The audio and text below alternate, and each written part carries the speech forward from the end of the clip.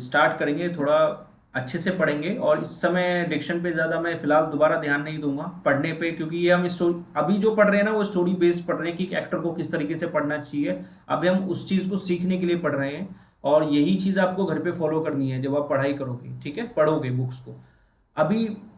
ठीक है, मुझे जल्दी से शॉर्ट ओवरव्यू दे दो पहले, शुभम आप दो कि बुक क्यों पढ़ना चाहिए एक एक्टर को। बुक पढ़ना चाहिए क्योंकि ये तीन चीज इसमें इंप्रूव होता है। एक होता है कंसंट्रेशन, एक होता है ऑब्जर्वेशन और इमेजिनेशन। तो ये मतलब जो एक्टिंग के लिए बहुत जरूरी है। तो अगर हम लोग बुक पढ़ेंगे तो 50% वो चीज इंप्रूव कर लेते हैं, क्योंकि हम लोग कंसंट्रेट करके पढ़ते हैं और उसमें हम लोग ऑब्जर्वेशन करते हैं पढ़ते टाइम, और हमारा इमेजिनेशन क्रिएट होता है उस कैरेक्टर का या स्टोरी में क्या चल रहा है। तो इसीलिए बुक पढ़ना पढ़ना बहुत इंपॉर्टेंट है। और एक चीज सर मैं इसमें ऐड करूंगा कि बुक जो मैं नोटिस किया सर, हम लोग मैं बहुत टाइम से पढ़ रहा था, पर यहाँ पर आके मैं थोड़ा ज्यादा फोकस्ड वे में पढ़ना शुरू किया। और उससे मैं एक चीज नोटिस किया कि मैं जब वॉइस प्रैक्टिस कर रहा था, जिस लेवल पे मेरा वॉइस इंप्रूव हो रहा था, मैं रीड करते करते मेरा वॉइस और अच्छे से खुल गया। जो कि इवन तो मैं पहले सुना था, पर इस बार मैं पहले ऑब्जर्व किया ये चीज की वॉइस में भी इम्प्रूवमेंट आता है पढ़ने से। ठीक है, thank you for the review Shubham. और आपने बहुत अच्छी चीज़ पकड़ी है जो बहुत ही ज़रूरी चीज़ है, और हर कोई इतनी जल्दी नहीं पकड़ पाता कई बार, लेकिन आपने पकड़ी है क्योंकि आपने थोड़ी मेहनत तो की थी, और इस वजह से आपने पकड़ी है। लेकिन मैं आपको बताऊंगा, आप इसके अंदर बहुत सारी चीज़ें डिस्कवर करोगे एज एन एक्टर भी और एज एन ऑब्जर्वर भी। तो जब आप करोगे ना, वो तभी कर पाओगे जब आप खुद से पढ़ोगे। आपको पता है ये सब चीज़ें जो मैंने आपको बताई कि बुक पढ़ने से ये सब होता है, ये सब चीज़ें होती हैं, मैं अपनी तारीफ नहीं कर रहा हूँ, लेकिन सुनना जो मैं कहना चाहता हूँ, क्या कहना चाहता हूँ, ये जब मैं थिएटर गया था, थिएटर में सिर्फ इतना कहा गया था कि बुक पढ़ो। ये नहीं बताया उन लोगों ने कि क्यों पढ़ना चाहिए, किस लिए पढ़ना चाहिए, क्या सीखने को मिलेगा, क्या सीखने को नहीं मिलेगा। मैं इसलिए बताता हूँ ताकि आप लोगों का फोकस उस पर चला जाए, आप लोगों का ध्यान उस पर चला जाए, नहीं तो आप अंधेरे में पढ़ते ही रहोगे और ना ही आप पढ़ने की इंपॉर्टेंस को समझ पाओगे। आपको पढ़ने की इंपॉर्टेंस जब पता होगी ना, तभी आपको पढ़ने में मजा भी आएगा। ठीक है, और इसलिए मैंने स्टार्टिंग में ये भी पढ़ा था कि ये भी बोला था आप लोगों को कि आप लोग स्टार्टिंग में सिर्फ वही बुक्स उठाओ जो आपको पसंद हो। स्पेशली क्या होता है ना, हैरी पॉटर जैसी बुक सबको पसंद आती है क्योंकि ये वर्ल्ड वाइड फेमस भी है, और इसकी स्टोरी एक्चुअली में बहुत अच्छी है। 99% लोग जो एक्चुअली में इसके 10 से 50 पेज आपको थोड़ा सा फोर्सफुली पढ़ना पड़ेगा, थोड़ा सा पुश करना पड़ेगा, क्योंकि स्टोरी बनती है। काफ़ी बुक्स ऐसी होती हैं जैसे फिल्म होती है ना, स्टोरी बनती है, आधे घंटे आपको खुद देखना पड़ता है, फिर आपका मन एकदम से इंटरेस्ट बन जाता है कि यार, फिर तो आप खुद ही मांगते हो। फिर भी मैं कह रहा हूँ कि इस बुक को तो आपको पढ़ना है, आपको इसलिए ज़रूरी है पढ़ना क्योंकि इस बुक में इतने सारे सीन्स हैं, अलग अलग, बहुत मतलब अनलिमिटेड सीन्स हैं, अनलिमिटेड कैरेक्टर्स हैं, ठीक है, अनलिमिटेड डायलॉग्स हैं, ठीक है, और अनलिमिटेड इन्वायरमेंट है, ठीक है, और अनलिमिटेड ब्रेकडाउन्स है, स्टोरी ब्रेकडाउन्स जो होती है, ठीक है। आप ये सब चीजें एक ही बुक में पढ़ोगे, एक बुक मतलब एक पार्ट नहीं, इसके सातों पार्ट के अंदर आप इसके सातों पार्ट पढ़ोगे, आपके पास ये प्रेशर भी रहेगा कि यार मैं ढंग से स्टोरी समझूंगा तभी मैं नेक्स्ट पार्ट पे अच्छे से पढ़ पाऊंगा या उसको समझ पाऊंगा, ठीक है। जब आप बुक पढ़ोगे ना, मैं आपको एक चीज की गारंटी देता हूं, जब आप ये सातों को खत्म कर दोगे ढंग से, मैं ये नहीं कह रहा कि भाग भाग कर, ढंग से जैसे मैं बता रहा हूं उस तरीके से, तो आपके अंदर जो एज एन एक्टर तो बहुत बड़ी चीज हो गई, सबसे पहले बोलूंगा एज एन ऑब्जर्वर, ऑब्जर्वर, क्योंकि एक्टर को सबसे पहले अच्छा ऑब्जर्वर बनना पड़ेगा। अगर आप अच्छे ऑब्जर्वर नहीं हो तो आप अच्छे एक्टर कभी नहीं बन सकते, ये चीज दिमाग में डाल लो। क्योंकि क्या होता है ना, देखो एक चीज गारंटी है कि दुनिया में परफेक्ट एक्टर कभी नहीं बन सकता कोई भी, चाहे पूरी जिंदगी जिंदगी लगा दे, चाहे 7 जन्म लगा दे। इसका रीजन पता है क्यों? प्रत्युष बता सकते हो क्यों परफेक्ट एक्टर क्यों नहीं बन सकता कोई? और मैंने इसका जवाब बताया था क्लास के दौरान, शुभम आपको भी पता होगा, लेकिन फिर भी मैं आप लोग ध्यान दो, थोड़ा सोचो क्यों। बहुत इंपॉर्टेंट सवाल है ये,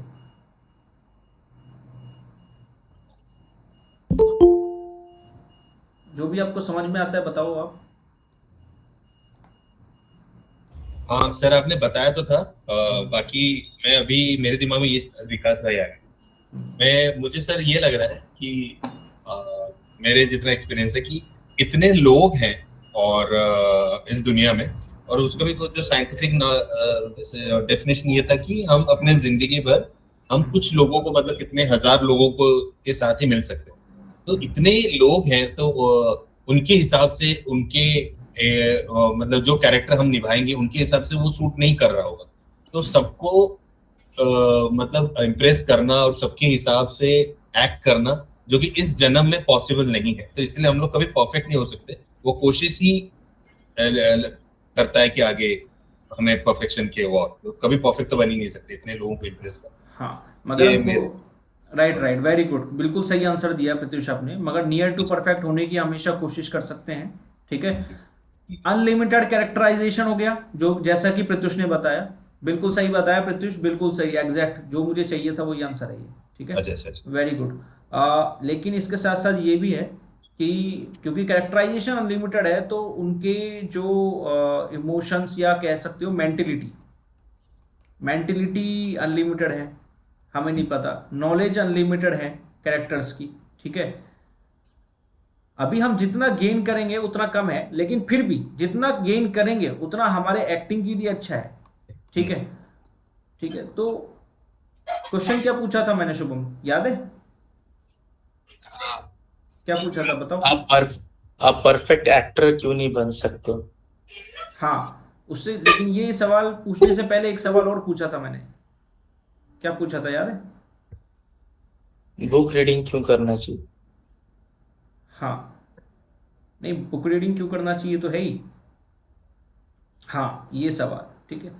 अभी प्रत्युष ने बताया बिल्कुल सही, क्योंकि अनलिमिटेड कैरेक्टराइजेशन है, अनलिमिटेड लोग हैं, अनलिमिटेड चीज़ें हैं। लेकिन हम जितनी ज़्यादा कैरेक्टर्स को समझेंगे, जितनी ज़्यादा कैरेक्टर्स को जानेंगे, उनकी मेंटेलिटी को जानेंगे, उनके चलने फिरने के ढंग को जानेंगे, वो बहुत इंपॉर्टेंट है। लेकिन सबसे इंपॉर्टेंट बुक्स हमें पता है क्या देता है? जो मैंने बताया था, सबसे इंपॉर्टेंट देता है, सबसे इंपॉर्टेंट सवाल भाई, जो हमें बाहर मतलब रियल लाइफ में जल्दी से नहीं मिल पाता है। मैं ये नहीं कह रहा हूं कि मिलेगा नहीं, लेकिन जल्दी से नहीं मिल पाता है, जो हमारी खुद की ऑब्जर्वेशन होती है उसके अकॉर्डिंग। लेकिन यहां वो खुद बता देगा, बुक्स है ना, ये खुद बता देगी उसका रीजन। अब मान लो हैरी पॉटर एक कैरेक्टर है, मैं बता रहा हूं एग्जांपल के लिए ताकि और अच्छे से आपको समझ में आए मैं क्या बताना चाहता हूं। रॉन एक कैरेक्टर है, हरमाइनी एक कैरेक्टर है। रॉन इस किताब के अंदर कई जगह चिड़चिड़ा हो जाएगा, फ्रस्ट्रेट जिसे हम बोल सकते हैं, चिड़चिड़ा या फ्रस्ट्रेट हो जाएगा। हैरी इसके अंदर कई जगह गुस्सा हो जाएगा। ऐसा नहीं रहेगा, ऐसा नहीं है कि हर समय इसी स्टेट में रहेगा, लेकिन कई स्टेट ऐसी आएंगी जहां वो जब वो गुस्सा हो जाएगा। हरमाइनी गुस्सा तो होगी, लेकिन कई जगह इसको प्यार भी आएगा, कई जगह बहुत ज्यादा खुशी भी महसूस होगी, लेकिन वो वाली खुशी होती है ना, खुशी के आंसू जिसे बोलते हैं, उस तरीके की। तो बहुत सारे इमोशंस बहुत सारे कैरेक्टर को आएंगे, और अलग अलग कैरेक्टर के तो आएंगे ही। उसमें आप जब ये पढ़ोगे कि हैरी को उस तरीके से महसूस हो रहा था, एक एग्जांपल बताऊं, उस तरीके से महसूस हो रहा था क्योंकि उसके साथ ये हुआ था, यहां पर क्योंकि आया है, तो वो ये बताएगी। और उससे आप ये सीखोगे कि यार इस तरीके का, अगर इस तरीके का इम्पैक्ट इंसान पे पड़ता है तो इस तरीके से चीजें होती हैं, यानी उसका रिएक्शन ये निकलता है। आप समझ रहे हो मैं क्या कह रहा हूं? आप समझोगे। पता है क्या सीख रहे हो आप बुक से? सबसे बड़ी चीज जो शुभम आपका फेवरेट शाहरुख खान ने बोली थी, मैं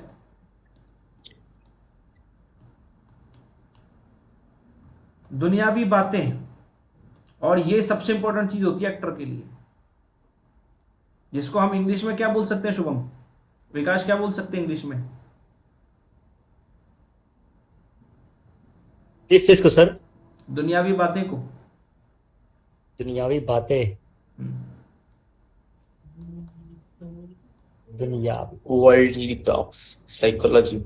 साइकोलॉजी सबसे इंपॉर्टेंट चीज है एक्टर के लिए, सबसे इंपॉर्टेंट। ये समझ लो, अगर आप ये साइकोलॉजी समझना सीख गए तो समझ लो आप आधी से ज्यादा चीजें सीख गए। ये साइकोलॉजी सीखने के बाद आप समझ लो जो नॉर्मल कैरेक्टर्स होते हैं ना, नॉर्मल कैरेक्टर्स होते हैं, डेली लाइफ के जो कैरेक्टर्स होते हैं, सोशल कैरेक्टर्स होते हैं, जैसा कि प्रत्युष कह रहा था। जनरल वे में कह रहा हूं मैं, जनरल वे में, मैं ये नहीं कह रहा सबकी साइकोलॉजी सेम होगी, सबका तरीका सेम होगा, लेकिन जनरल वे में जो कैरेक्टर्स आपके सामने आते हैं इन सीरियल्स, इन फिल्म्स, वो आप नॉर्मली कर पाओगे और अच्छा कर पाओगे और रियल कर पाओगे, क्योंकि आपको साइकोलॉजी की समझ होगी कि एक इंसान अगर इस तरीके की स्थिति में आता है, इस तरीके की कंडीशन में आता है, तो इस तरीके से रिएक्ट करता है वो। अगर एक इंसान इस तरीके की कंडीशन में आएगा तो अलग तरीके से रिएक्ट करेगा। आप समझ रहे हो साइकोलॉजी क्या होती है? मतलब मैं क्या बात कर रहा हूं, मैं किन साइकोलॉजी की बात कर रहा हूं, मतलब किसी भी परिस्थिति में इंसान किस तरीके से रिएक्ट करेगा, दैट इज साइकोलॉजी। तो वो चीज हमें बुक से सीखने को मिलेगी। ये आप रियल लाइफ में आप क्या देखते हो, रिएक्शन देखते हो, लेकिन लोगों के अंदर छुपे हुए, उनके मन में छिपे हुए आपको जो साइकोलॉजी है उस इंसान की, वो तो पता नहीं होती ना। कई बार क्या होता है, इंसान चुप रहता है। मैं आपको बताता हूं इसका सबसे बड़ा डिफरेंस क्या आता है। कभी कभी आपने कुछ लोगों को देखेंगे जो बिल्कुल चुप होंगे। अभी जो लोग है ना नेगेटिव टाइप के लोग होंगे, वो लोग पहले ही इसको जज कर लेंगे कि रूड इंसान है ये। जो लोग पॉजिटिव टाइप के लोग होंगे, वो इंसान सोचेंगे किसी टेंशन में होगा बेचारा। कंडीशन सेम है कि ना ऐसे लोगों की इस इंसान से बात हुई है, ना ऐसे लोगों की इस इंसान से बात हुई है, लेकिन ये दोनों अपने अलग अलग पर्सपेक्टिव या अलग अलग पॉइंट ऑफ व्यू बना लेंगे। समझ रहे हो मैं क्या कह रहा हूं? ये दोनों तरीके के लोग। और तीसरे लोग होंगे न्यूट्रल। ये लोग ना पॉजिटिव बनाएंगे ना नेगेटिव बनाएंगे। कई कई बार तो ये लोग जज ही नहीं करेंगे। कई बार तो ऐसा होता है ये लोग जज ही नहीं करेंगे, और अगर जज करेंगे तो बोलेंगे यार हो सकता है इसको कोई टेंशन हो, या ये भी हो सकता है ये इंसान रूड हो। वो दोनों तरीके का बना सकते हैं, ठीक है, डिपेंड अपॉन कंडीशन। इसमें भी साइकोलॉजी आती है इंसान की। तो ये इन इंसानों की साइकोलॉजी हो गई, नेगेटिव, पॉजिटिव, न्यूट्रल, ठीक है। और ये जो है ना टेंशन, रूडनेस, टेंशन और जज या जज नहीं करना, ये इन लोगों की क्या हो गई, स्टेट ऑफ माइंड हो गए इस कंडीशन के अकॉर्डिंग। कंडीशन क्या हो गई इसमें, चुप। कंडीशन क्या है, चुप। स्टेट ऑफ माइंड इनकी क्या है, टेंशन। मतलब इस इंसान के लिए, इस इंसान की स्टेट ऑफ माइंड क्या होगी इसके अकॉर्डिंग, पॉजिटिव इंसान की अकॉर्डिंग, या टेंशन में होगा, चुप है, या फिर मान लो कोई ना कोई बात होगी, कुछ ना कुछ सोच रहा होगा। नेगेटिव इंसान क्या सोचेगा उसके लिए, रूड है, ठीक है। अरे यार तो आप उस इंसान को जानते नहीं हो और फालतू में उसके बारे में रूड बोल रहे हो, तो इंसान नेगेटिव ही हुआ ना। आपको किसने हक दिया कि किसी के बारे में नेगेटिव बोलो? नेगेटिव क्यों बोल रहे हो, ठीक है। ये न्यूट्रल तरीके के लोग हैं। ये दोनों केस लगाएंगे सिर्फ सोचने के लिए, उसको घोषित नहीं करेंगे, सिर्फ सोचेंगे, सिर्फ थिंकिंग, सिर्फ थिंक करेंगे, क्योंकि इन्होंने किसी को डिक्लेयर नहीं किया। ये दोनों डिक्लेयर कर चुके हैं, ये भी फर्क है इनमें। ये दोनों डिक्लेयर कर चुके हैं, इसलिए इनको एक एटीट्यूड मिल गया पॉजिटिवनेस का, नेगेटिवनेस का, और इसको मिला है न्यूट्रल का, क्योंकि इसने डिक्लेयर नहीं करा।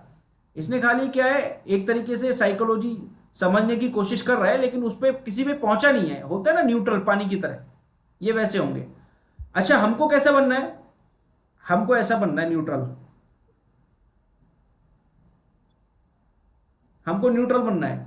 लेकिन अब आप बोलोगे कि डिक्लेयर नहीं करेंगे, तो हम डिक्लेयर करना है हमें, लेकिन कब करना है, जानने के बाद, किसी को जानने के बाद, समझने के बाद। और वो जानना समझना कौन सिखाएगा? यही बुक सिखाएगी, किताबें ही सिखाएंगी। अब आपको ये समझ में आया जो मैंने चार्ट बनाया, जो समझाया, क्या था ये?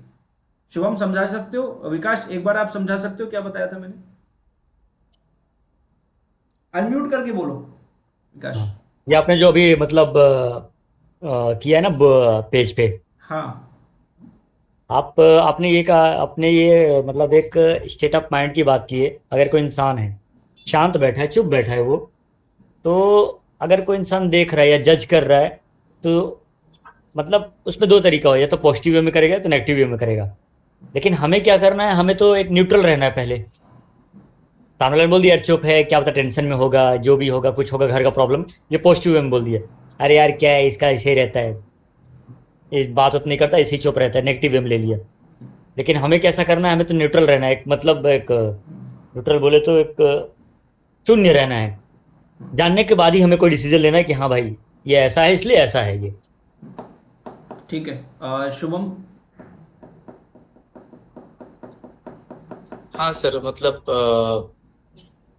अ, जैसे आप बताए थे कि चुप, कोई कैरेक्टर चुप है, या तो कोई कैरेक्टर कुछ भी कर रहा है, कोई स्पेसिफिक काम कर रहा है, ठीक है। उसको हम लोग तीन तरीके से इंटरप्रेट कर सकते हैं, नेगेटिव वे में, पॉजिटिव वे में और न्यूट्रल वे में। तो हमें न्यूट्रल वे में करना चाहिए, क्योंकि हम उस पर्टिकुलर सिचुएशन को लेके या एक सिचुएशन को लेके किसी को उसके कैरेक्टराइजेशन बता नहीं सकते हैं, ठीक है, क्योंकि वो पर्टिकुलर पॉइंट किस चीज से ट्रिगर हुआ, या और वो हर एक टाइम वैसे ही रहता है, वो बोल नहीं सकता। वो उसको कंप्लीट बुक पढ़ के या तो उसके बारे में बहुत टाइम से रह के हम जान सकते हैं कि एग्जैक्टली क्या चीज को लीड कर रहा है वो काम करने के लिए। तो इसीलिए बहुत जज ही नहीं होना है, क्योंकि जज हम लोग कैरेक्टर को जज नहीं करना नहीं चाहिए। हम लोग कैरेक्टर को डिटेल स्टडी करना चाहिए और फिर एक कैरेक्टराइजेशन बनाना चाहिए। उससे क्या होगा कि हम लोग ना जब उस कैरेक्टर को करने जाएंगे, ठीक है, तो उसे निभाने जाएंगे, तो हम लोग उसको पूरी तरह ले पाएंगे विदाउट जजमेंट। जज करेंगे तो हो सकता है कि हम लोग उसको अच्छी तरीके से एक्सेप्ट नहीं कर पाएंगे और वो कैरेक्टर फुल्ली शो नहीं कर पाएंगे। ठीक है। तो इसीलिए हमें जज कम करना चाहिए। ठीक है प्रत्युष, आप सहमत हो शुभम की बातों से या कुछ ऐड ऑन करना चाहते हो उसकी हाँ बातों में? हाँ, मतलब दोनों सही है। बाकी मैं थोड़ा ज्यादा बक देता हूँ, मैं थोड़ा दिल में हो जाता हूँ इस जगह पे। मैं थोड़ा अपने अंदाज में बताना चाहता हूँ कि मुझे जो समझ में आया, ये शायद मैं गलत हो सकता हूँ। चुप एक कैरेक्टर है, और मतलब एक कैरेक्टर अगर जो भी है, जो भी एक जिसका व्यवहार है कि चुप रहना, तो उसमें तीन प्रकार का जजमेंट हो सकती है उससे: नेगेटिव, पॉजिटिव और न्यूट्रल। बहुत लोग नेगेटिव सोच लेते हैं, तो खुद मतलब जो खुद नेगेटिव होते हैं वो इस तरह से जज करते हैं कि रूड। और जो पॉजिटिव होते हैं वो सोचेंगे नहीं कि वो टेंशन में हो। और न्यूट्रल ये है कि जो वकील, जो कोर्ट के जो जज होते हैं, और हमारे एक्टर भी और पुलिस वाले भी, ये कुछ कुछ ये है, मतलब क्या बोलते प्रोफेशन प्रोफेशन। हैं, प्रोफेशन है। इन लोग का ये उनका ये क्या बोलते, रिस्पॉन्सिबिलिटी है जज करना। और जज कोई गलत चीज नहीं है मेरे हिसाब से। वो जज, हम लोग अभी जैसा डिस्कस कर रहे, लग रहा है जज एक नेगेटिव चीज है। जज अच्छी जजमेंट और नेगेटिव जजमेंट ये हो, जज तो करना ही है। एक्टर का काम ही है जज करना, नहीं तो विदाउट जज तो आप कुछ कैरेक्टराइजेशन में कुछ नहीं सकते, किसी का कैरेक्टर उठा नहीं सकते। तो वो आपके ऊपर डिपेंड करता है कि आप कैसे जज करते हो उसे। और न्यूट्रल चाहिए, हमें नेगेटिव जज नहीं करना है या फिर पॉजिटिव जज नहीं करना है। एक वकील के जज की तरह दोनों साइड देखना है, और जो आपके हिसाब से जो ठीक लगे उस जज करके आगे बढ़ना है। ये मैं ये साइन कर सकता हूँ। कोई गलत नहीं, मैं खुद जज करता हूँ रियल लाइफ में, मुझे इसमें कुछ गलत नहीं लगता है। ठीक है। प्रत्युष ने एक चीज़ सही बोली है कि जजमेंट के बिना कुछ नहीं हो सकता, जजमेंट तो करना ही पड़ेगा अगर हमको किसी कैरेक्टर को करना है, और वो बिल्कुल सही चीज़ है क्योंकि जजमेंट के लिए ही हम ऑब्जर्वेशन सीख रहे हैं, ध्यान रखना। जजमेंट के बिना कुछ नहीं होगा, जजमेंट करना है लेकिन जल्दबाजी में नहीं करना है, जैसा कि हमने सीखा अभी। जल्दबाजी में नहीं करना है, सॉरी, जल्दबाजी में नहीं करना है, ठीक है। दूसरा, जितना हो सके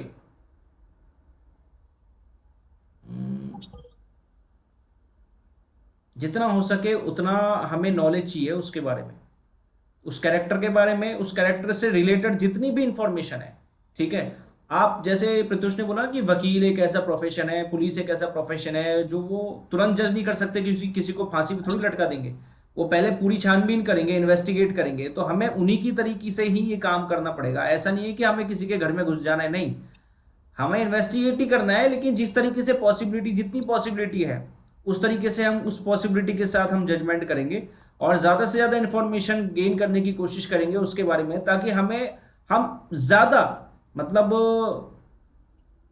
मोस्ट राइट या बोलो मोर राइट, जो भी है, मोस्ट राइट मतलब ज़्यादा एक्यूरेट, सॉरी राइट सही वर्ड नहीं है, एक्यूरेट, मोस्ट एक्यूरेट इंफॉर्मेशन तक पहुंच सके, और उस जजमेंट को मोस्ट एक्यूरेट, हमारा जो जजमेंट है ना वो मोस्ट एक्यूरेट हो पाए।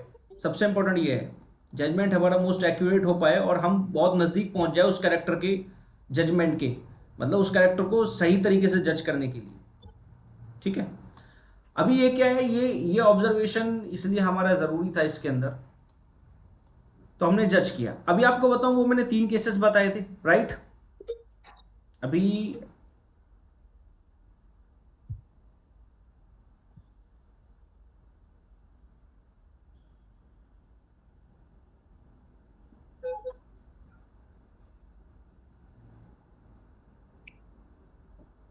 अभी मैं आप लोगों से एक सवाल पूछता हूँ।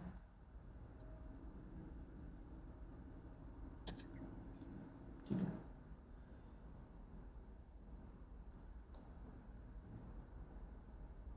ये वर्ड आपने सुना होगा। अगर कोई इंसान, ठीक है, कोई कैरेक्टर कैरेक्टर ले लो, ये कर रहा है, तो आप उसको, उस कैरेक्टर की मेंटिलिटी को क्या बोलोगे? पॉजिटिव बोलोगे, नेगेटिव बोलोगे, या न्यूट्रल बोलोगे? सोच के बताना।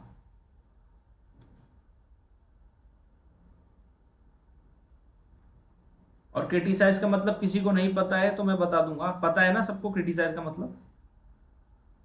विकास, पता अपमान है ना? करना ना सर, अपमान करना ना। नहीं नहीं, क्रिटिसाइज का मतलब अपमान करना नहीं होता। प्रत्युष, आपको पता है क्रिटिसाइज का मतलब? सर मेरे हिसाब से टिप्पणी। हाँ, राइट। कमेंट होगा ना। राइट राइट, कमेंट या टिप्पणी। लेकिन कमेंट टिप्पणी कोई नेगेटिव वर्ड नहीं होता है, ये हाँ। ध्यान रखना। ये हम लोगों ने नेगेटिव बना दिया है, मतलब सोशल मीडिया, सोशली बन गया है ये, लेकिन ये कोई नेगेटिव वर्ड नहीं है। लाइक सर जजमेंट भी वो नेगेटिव ही साउंड कर रहा है आजकल मॉडर्न में, मगर जजमेंट कोई हाँ गलत नहीं है, वही हाँ, ये बेसिकली। साउंड कर रहे हैं, लेकिन ये both can have positive and negative also. ठीक है, एंड ऑल्सो न्यूट्रल। ठीक है, ये तीनों ही तरीके के होते हैं। सो ये कोई नेगेटिव या वो नहीं है। क्रिटिसाइज का मतलब ये होता है, आपको बता दिया, कमेंट करना, टिप्पणी करना, या सबसे अगर इंपॉर्टेंटली कहें तो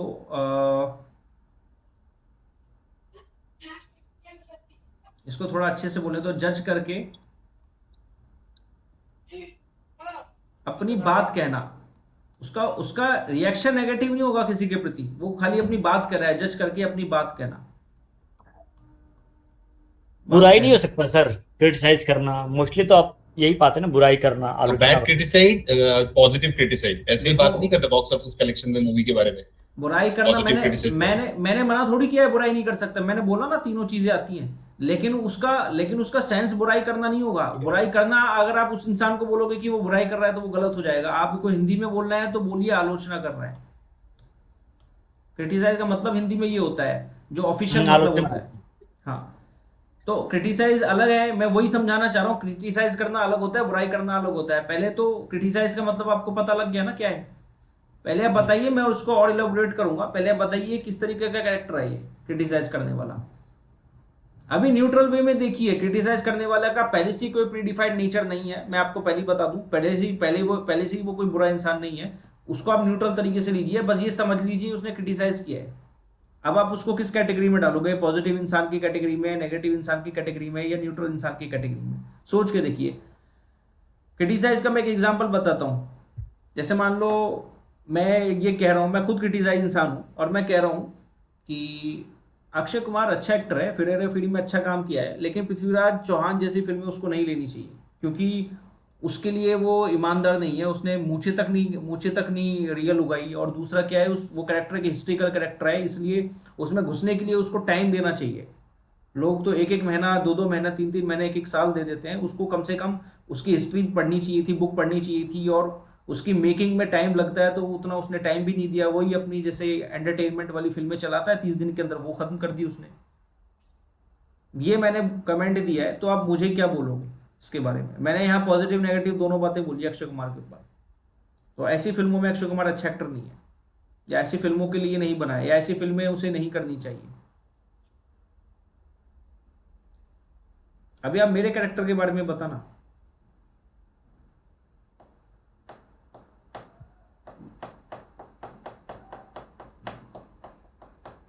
सोच के देखो। आपने तो सर एक मतलब एक पॉइंट ऑफ व्यू रखा ना, अपना अपना पॉइंट ऑफ व्यू रखा। राइट। कि यार ये मतलब ये ऐसा है ये। आपने एक मतलब एक प्रॉपर एक आंसर दिया है, आपने एक प्रॉपर एक स्टेटमेंट दिया कि भाई ऐसा होता है। आपने उसको मतलब बोलते हैं ना, एक वर्ड नहीं आ रहा दिमाग में। आपने उसको मतलब वेरीफाई किया कि भाई ये चीज नहीं करना चाहिए, इसलिए नहीं करना चाहिए। कि अगर अक्षय कुमार नहीं कर रहा है तो उसको ये चीज पहले करना नहीं चाहिए, और क्यों नहीं करना चाहिए वो भी आपने प्रॉपर बताया आपने। मैं आपको एक चीज बोलता हूँ, इसमें एक कंडीशन और डालता हूँ मैं, कि जो मैंने आलोचना की है, जो मैंने अभी अभी क्रिटिसाइज किया है, वो गलत है। मतलब मुझे लगता है वो सही है, लेकिन रियल लाइफ में वो गलत है। समझ रहे हो मैं क्या कह रहा हूं? और एक क्रिटिसाइज हम्म। मैंने और किया है, जो ये हाँ, वो रियल लाइफ में सही है मेरा क्रिटिसाइज, ठीक है, वो ठीक है वो रियल लाइफ में। अब इन दोनों के हिसाब से बताना मेरा क्या कैरेक्टर रहेगा। पहली कंडीशन ये लेना, एक क्रिटिसाइज मैंने ऐसा किया है जो रियल लाइफ में गलत है, यानी रियल लाइफ में वैलिड नहीं है वो। समझ रहे हो मैं क्या कह रहा हूँ? यानी मैंने अक्षय कुमार को अच्छा एक्टर नहीं बोला है, मतलब पृथ्वीराज के हिसाब से जो भी मैंने बोला है, और वो रियल लाइफ में गलत है, तो क्या बोलेंगे उसको?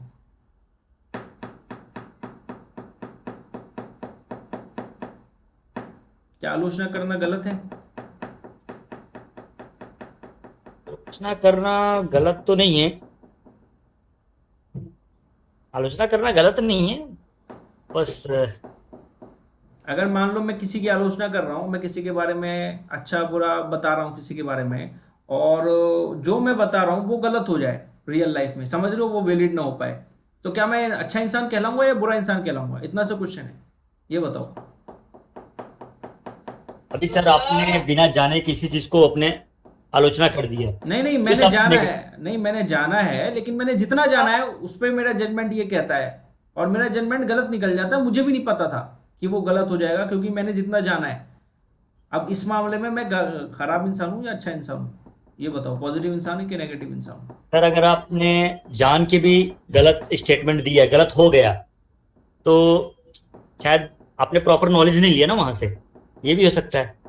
हाँ वो आप तो एक है। ह्यूमन हो ना सर, आप एक ह्यूमन हो, तो सीधी सी बात है, आपने जो जाना है उसी हिसाब से आप स्टेटमेंट दिया, हाँ। और वो चीजें आगे चल के प्रूफ हो गया कि भाई गलत है, तो या तो नॉलेज में कमी होगी। हाँ मैं मानता हूँ सारी बात, मुझे प्रॉपर नॉलेज नहीं थी, लेकिन मुझे जितनी नॉलेज थी उसके हिसाब से तो दिया ना मैंने, जो भी है। समझो साइकोलॉजी को मैं क्या कहना चाह रहा हूँ, अभी मैं समझाता हूँ। आपने जल्दबाजी किया ना सर, ये बोल सकते हैं। नहीं नहीं, जल्दबाजी पता है कब बोलते हैं विकास? हाँ जल्दबाजी हो सकती है, मैं कह रहा हूँ वो कंडीशन पे जाएगी। ये देखो थोड़ा डीप टॉपिक है, साइकोलॉजी इतनी आसान नहीं होती, इसलिए बुक पढ़ना शुरू करेंगे। अभी मैं ये सब चीज़ें खाली आपको ऊपर ऊपर से थोड़ा बता रहा हूँ, और बाकी आप धीरे धीरे किताबें पढ़ोगे तो इन चीज़ों में आपकी गहराई बनती चली जाएगी, ठीक है? अभी पूरा का पूरा दिमाग का जोर नहीं लगाना है, लेकिन जो समझा रहा हूँ खाली उसको समझने की कोशिश करो। जैसा विकास ने कई काफ़ी कुछ चीज़ें समझने की कोशिश की, और सही भी बोला उसने, लेकिन मैं एक चीज़ बताना चाह रहा हूँ। अगर मैं किसी को क्रिटिसाइज करूँ, मान लो मैं हूँ, ये मैं हूँ, मी फॉर मैं कर रहा हूँ क्रिटिसाइज, सिंपल वे में समझा रहा हूँ मैं थोड़ा सा आपको, ठीक है? मैंने जो भी क्रिटिसाइज किया, एक तो वो पॉजिटिव गया, एक मैंने नेगेटिव क्रिटिसाइज किया सेम इंसान के बारे में, ठीक है? ये ये जो पॉजिटिव क्रिटिसाइज किया है ना मैंने, जो मुझे नॉलेज थी, ये मेरी राइट है, मतलब ये वैलिड है, ये मतलब रियल क्रिटिसाइज किया था मैंने, कि जो मैं जानता था, ठीक है, वो क्रिटिसाइज किया है। जो मैं जानता था वो मैंने अच्छा बोला, ये भी अभी सेम, ये भी सेम है, ठीक है, ये भी वैलिड है। मतलब मैंने किसी इंसान के बारे में अच्छाई भी बताई और बुराई भी बताई, जो कि दोनों सच थी, दोनों क्या थी? सच, ठीक है? तो इसमें क्या हुआ, मेरा न्यूट्रल बिहेवियर आ रहा है। यहां तक समझ में आ गया? क्योंकि मैंने किसी के बारे में जानबूझ के अच्छाई नहीं करी है, या जानबूझ के उसकी बुराई नहीं की है। जो मुझे सच समझ में आया, जो मुझे रियल लगा, जो मुझे ट्रूथ लगा, मैंने उसी तरीके से क्रिटिसाइज कर दिया उसको। अब विकास की बात पे आते हैं। विकास ने कहा कि सर हो सकता है जल्दबाजी में किया हो, लेकिन मुझे तो नहीं पता था ना, हो सकता है और नॉलेज हो उसकी। मेरे को जितनी नॉलेज थी मैंने उस हिसाब से क्रिटिसाइज किया, मैंने उसको उसमें एक्स्ट्रा एडिशनल उसकी बढ़ाई नहीं करी, ना ही एडिशनल उसको नेगेटिव दिखाया। जो मुझे समझ में आया वो किया। ये मैं एक नेचुरल इंसान की जो थॉट प्रोसेस है उसके हिसाब से बता रहा हूँ आपको, ठीक है? समझिए। अभी दूसरा केस ले लेते हैं। मैंने क्रिटिसाइज किया, इसमें न्यूट्रल बिहेवियर आ गया, इसका बिहेवियर क्या निकला? न्यूट्रल। अब मैंने क्रिटिसाइज किया, वापस से साइज किया, ठीक है? इसमें भी मैंने पॉजिटिव बातें बोली, इसमें भी नेगेटिव बातें बोली, लेकिन ये दोनों बातें गलत हो गई, ये मुझे बाद में पता चला। दोनों बातें क्या हो गई? इनवैलिड हो गई, झूठ निकली। लेकिन मैं जब इन बातों को बता रहा था तो वो मुझे सच लग रही थी, यही कहा था ना मैंने, तो भी मैं न्यूट्रल इंसान हूं, क्योंकि मुझे सच लग रही थी वो, मेरी जानकारी में नहीं थी कि वो गलत है। अगर आपसे कोई कह देता है कि यार धुरंधर फ्लॉप हो गई है और आपने फिल्म नहीं देखी और आप उसको अगर सच मानकर जी रहे हो अपनी सच्चाई के हिसाब से, आपकी खुद की साइकोलॉजी ऐसी है सच्चाई के हिसाब से, तो आप दूसरों को बताओगे यार धुरंधर तो फ्लॉप हो गई, फिर सामने वाला बोलेगा अरे फ्लॉप कहाँ हुई है, हिट हुई है यार, तूने धुरंधर देखी ही नहीं है, धुरंधर देख कर आ, इतनी तो हिट हो गई है, तो क्या आप बुरे इंसान कहलाओगे? नहीं कहलाओगे ना। आपको जानकारी नहीं थी, वो कंडीशन पे, वो कंडीशन की गलती है या जो भी गलती है आपका, लेकिन आपकी साइकोलॉजी की गलती नहीं है वो। हाँ, आपकी एक कमी ये थी कि शायद हो सकता है दो चार जनों से आप और पूछते तो आपको और पता चल जाता, लेकिन वो दैट इज कंडीशन, वो कंडीशन लाइफ में आती आती रहेंगी, वो जरूरी नहीं है। वो इंटेलिजेंट से इंटेलिजेंट इंसान भी गलतियां कर देता है, लेकिन यहां साइकोलॉजी हो रही है अच्छे बुरे की। अगर अब तीसरा केस बताता हूं, मैंने क्रिटिसाइज किया, अच्छा बुरा, ठीक है, एक ही इंसान के बारे में, ठीक है, लेकिन यहां पर मैं जानता था उसके बारे में, यहां पर वो चीज थी वो इनवैलिड थी, वो झूठी निकली है, मतलब वो गलत निकली है। मैंने जो क्रिटिसाइज किया ना वो गलत था। गलत कैसे था? मैंने उसकी बढ़ाई की उसी के सामने ताकि उससे कुछ मिले मुझे, समझ रहे हो? मैंने उसकी बुराई की दूसरों के सामने क्योंकि मैं उससे जलसी रखता हूं, समझ रहे हो? ये भी एक क्रिटिसाइज है, लेकिन क्रिटिसाइज इसको माना नहीं जाएगा। क्रिटिसाइज किसको माना जाएगा? जो सच है आप उसी को बता रहे हो, दैट इज क्रिटिसाइज। लेकिन अगर आप जो चीजें अपने फायदे के लिए अच्छाई बताओ किसी की, और अगर आप जेलस होके किसी की बुराई करो, तो फिर आप नेगेटिव हो गए। यहां पर क्या हुआ? आपकी साइकोलॉजी नेगेटिव हो जाती है, ठीक है। और ये दोनों चीजें आपने उसी कंडीशन के अकॉर्डिंग की। इसमें भी कंडीशन ही थी कि मैं उसकी बढ़ाई करूंगा तो मुझे यही कुछ मिलेगा, लेकिन वो कंडीशन आपने पैदा की है क्योंकि आप बुरे इंसान थे। उसी कंडीशन में दूसरा आदमी उसकी अच्छाई बुराई नहीं करता जानबूझकर, जानबूझकर तो नहीं करता। अगर वो न्यूट्रल होता तो कैसे करता? न्यूट्रल होता तो ऊपर वाले तरीके से करता कि यार अगर वो सच में सच्चा इंसान है, अच्छा इंसान है, तो अच्छाई करेगा, सच में बुरा इंसान है तो बुराई करेगा। समझ में आ गया? एक कंडीशन ये आती है, मैंने क्रिटिसाइज किया, ठीक है, एक अच्छी बात बोली, एक बुरी बात बोली। यहां मैंने अच्छी बात इसलिए बोली है ताकि उसे अच्छा फील हो सामने वाले को, क्योंकि वो पहले से दुखी चल रहा था या हमें हमें लगा उसको खुश होने की जरूरत है। यहां मैंने बुराई इसलिए की है, उसके काम की बुराई की है ताकि उसे समझ में आए कि तू क्या गलती कर रहा है, ताकि हम उसे आगे बढ़ता हुआ देखें, उसे एनकरेज करें उसके थ्रू। हम उसे बता रहे हैं कि यार ये गलती थी कि ये काम तेरा सही नहीं था, अब हम पॉजिटिव इंसान हो गए। क्यों हम न्यूट्रल नहीं रहे? क्योंकि हमने सिर्फ इसलिए नहीं कहा कि हाँ क्योंकि वो अच्छा इंसान था या बुरा इंसान था, हमने जानबूझ के और अच्छा ही बोली उसकी ताकि उसको अच्छा फील हो, क्योंकि वो उस समय बुरा फील कर रहा था। आप समझ रहे हो? ये भी कंडीशन है, लेकिन ये कंडीशन भी हमने बनाई है क्योंकि हम पॉजिटिव इंसान थे। हम सिर्फ न्यूट्रल नहीं थे, हम पॉजिटिव थे। और हमने उसकी बुराई उन कामों के लिए की जो एक्चुअल में बुरी थी, लेकिन इसलिए बुराई की ताकि उसको समझ में आए कि यार ये गलत है, ये बुरा है, लोग इस चीज को पसंद नहीं करेंगे, तो इस चीज को मत कर, इस काम को मत कर, इसमें तेरा कोई भविष्य नहीं है, इसमें कोई तेरी सक्सेस नहीं है। अब आपको समझ में आया तीनों तरीके की कंडीशन में कैसे चेंज हो जाती है चीजें। पॉजिटिव इंसान का यहां बहुत कुछ डिपेंड करता है आपके खुद के एटीट्यूड में, और बहुत कुछ डिपेंड करता है इस कंडीशन पे भी। यानी कि साइकोलॉजी कोई छोटी मोटी चीज नहीं है। अगर साइकोलॉजी को ढंग से देखा जाए तो साइकोलॉजी के अंदर क्या आता है? इंसान, एक कैरेक्टर की साइकोलॉजी क्या होगी पर्टिकुलर, फिर उसकी कंडीशन क्या होगी, फिर सामने वाले की साइकोलॉजी क्या होगी, ठीक है, सामने वाले की साइकोलॉजी क्या होगी, ये सब चीजें मिलकर प्रॉपर एक कंडीशन बनाएगी लास्ट, जो मेन कंडीशन अपनी आएगी जिस पे हम काम करेंगे, या जो मेन आप कहोगे कि मेन सीन खड़ा कर देगी। इस सीन में हो क्या रहा है, वो क्यों हो रहा है, इन सब पे डिपेंड है। आप समझ में आ रहा है क्या बोल रहा हूं मैं? अभी आपको समझ में आया मैं क्यों कहता था कि सिर्फ अपने कैरेक्टर की तैयारी मत करो, बाकी कैरेक्टर की तैयारी भी करो अपने साथ साथ। अब बाकी कैरेक्टरों को भी समझोगे, बाकी कंडीशंस को भी समझोगे, तभी अपने कैरेक्टर को फुली समझ पाओगे, तभी अपने कैरेक्टर की उस कंडीशन को समझ पाओगे, उस सीन को समझ पाओगे। और यही सब चीजें जो हो रही है ना, जो चीजें आप नहीं समझ पा रही हो, ये सब चीजें किताबें सिखाती हैं, क्योंकि इसके अंदर एक दूसरे से इंटरेक्शन होता है, एक दूसरे के प्रति इंटेरोगेशन होता है और आप उस सीन में घुसते हो, उस सीन को समझते हो, उसके एनवायरनमेंट को समझते हो, हर कैरेक्टर को समझते हो, हर कैरेक्टर के बीच के जुड़ाव को समझते हो। सिर्फ हैरी सिर्फ हरमाइनी से बात नहीं करेगा, हैरी उस 150 कैरेक्टर से भी बात करेगा जो किताब के अंदर आ रहे हैं। तो हैरी के उन 150 कैरेक्टर के बारे में डिफरेंट डिफरेंट उसकी साइकोलॉजी है हैरी की उन 150 कैरेक्टर के लिए। आप समझ रहे हो? 150 कैरेक्टर के लिए उसकी डिफरेंट डिफरेंट थॉट प्रोसेस है। वो थॉट प्रोसेस आप समझोगे, एक इंसान सिर्फ एक इंसान है तो अच्छा, लेकिन वो अगर उसके सामने कोई बुरा इंसान आ गया तो उसके हिसाब से उसकी सोच भी बदल जाती है कभी कभी। तो बहुत सी चीजें बहुत सी चीजों पर डिपेंड करती है। इसे ये क्या छोटी मोटी चीज नहीं है, इसको हम एक तरीके से नहीं समझ सकते, एक तरीके से नहीं सीख सकते, इसलिए इसके लिए हमें समय देना होगा और वो समय होगा आपका किताब पढ़ना। आप समझ रहे हो ना? जब क्योंकि ये ऐसी चीज है इसको कोई समझा नहीं सकता आपको, मैं भी आपको समझा नहीं सकता, गाइड कर सकता हूँ, थोड़ा बहुत आपको स्टार्टिंग में समझा सकता हूँ कि इस तरीके की साइकोलॉजी चलती है, लेकिन आपको खुद से सीखना पड़ेगा साइकोलॉजी क्या है। और वो खुद से कैसे सीखने को मिलेगा? किताबें पढ़ के, जब आप ऑब्जर्व करोगे। हाँ, मैंने आपको ये जरूर समझा दिया है कि एग्जाम्पल ऐसे होता है साइकोलॉजी को चेक करने का, साइकोलॉजी को देखने का। जब आप किताबें पढ़ोगे तो इस तरीके से साइकोलॉजी आपको धीरे धीरे जज करनी पड़ेगी किताबें पढ़ते हुए, और धीरे धीरे आपको समझनी पड़ेगी, वो आपके ऑब्जर्वेशन का पार्ट है। जब आप धीरे धीरे आगे बढ़ोगे ना तो ये सब चीजें सीखोगे। ठीक है, आज क्लास हमारी लेट स्टार्ट हुई थी तो मैं चाहूंगा थोड़ा लेट तक हम रुके, काफी दिन भी हो गए छुट्टी के लिए।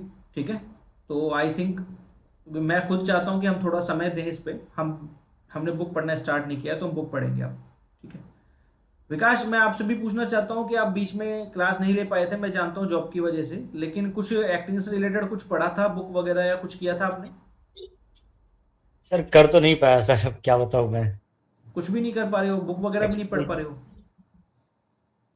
नहीं है, कैसा है कि थोड़ा काम में भी था, फिर सही बताओ तो थोड़ा ध्यान से उतर गया था। बीच में इतनी बारिश थी ना नालसपारा में, अच्छा। लाइट गायब हो गया था। तो आप तो देखते होंगे आप लोग नालसपारा की हालत, 2-3 दिन में पूरा वाट लग, तो ये चक्कर में थोड़ा बिजी था और मैं ध्यान तो नहीं दे पाया सर। अच्छा, चलो कोई बात नहीं। मैं एक चीज जरूर चाहता हूँ आप लोगों से, आप सबसे, देखो एक्टिंग की प्रैक्टिस तो अपनी जगह आप लोगों को करनी है। हाँ प्रत्युष बोलिए। सर ये बेसिक है, मतलब इसमें सर ज्यादा आप मतलब ज्यादा आंसर वही या बाद में दे सकते हो ये चीज।